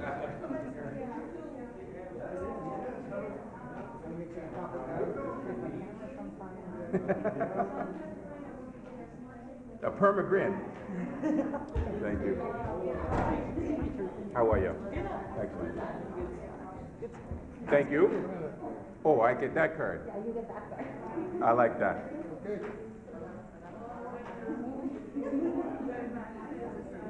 Awesome. Thank you. You want me to get one for you? Oh, you're so kind. I got them all from 4 tables. Well, you are stellar. Thank you so much. You are very welcome. Thank That you. was I appreciate great. it. Well, thank you. It Thank really you. was. I I love saw it. you smiling. I like that too. So thank you. Thank That keeps you. me going. You're awesome. Thanks.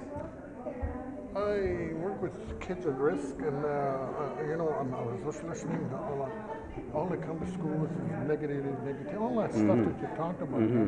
How, you know, what is your advice for me as a teacher to try and still?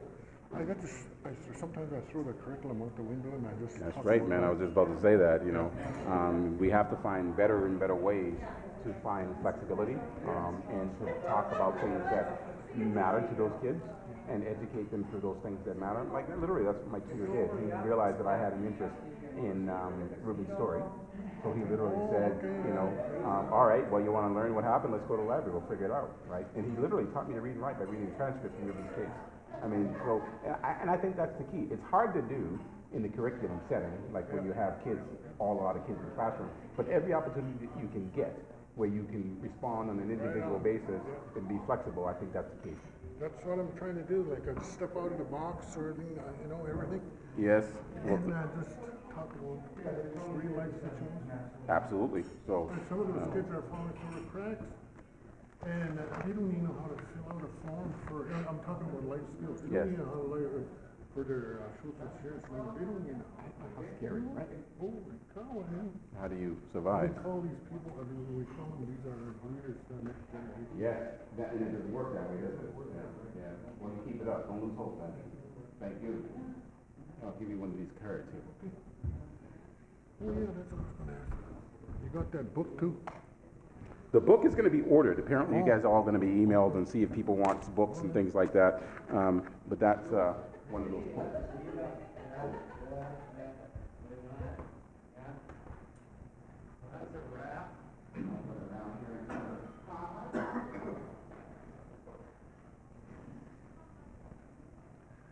That'd be her. Exemaga.